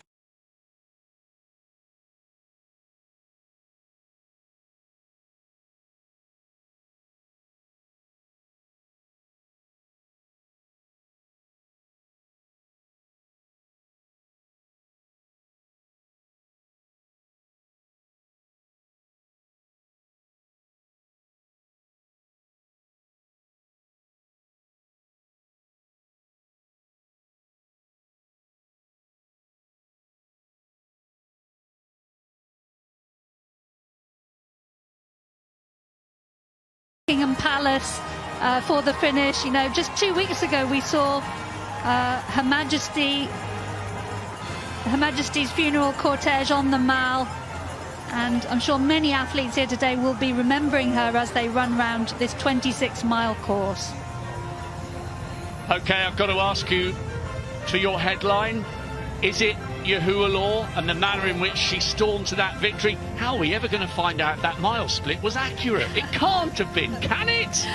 Anything is possible now in the new era, but I think she's a star we're going to see a lot more of. But also 2 course records in the wheelchair races. That was a real highlight for me. We had 2 course records last year. I think we're really seeing a step up in the wheelchair racing. Well, if you've been inspired by what you've seen, get your name in the ballot. It is open until 9 o'clock on Friday night, when we will return to the familiar spring setting. April the 23rd, 2023. There's not long to go. My name's Rob Walker. It's been a delight to commentate alongside Mari Yamauchi. We hope you've enjoyed the coverage. Maybe see you in April.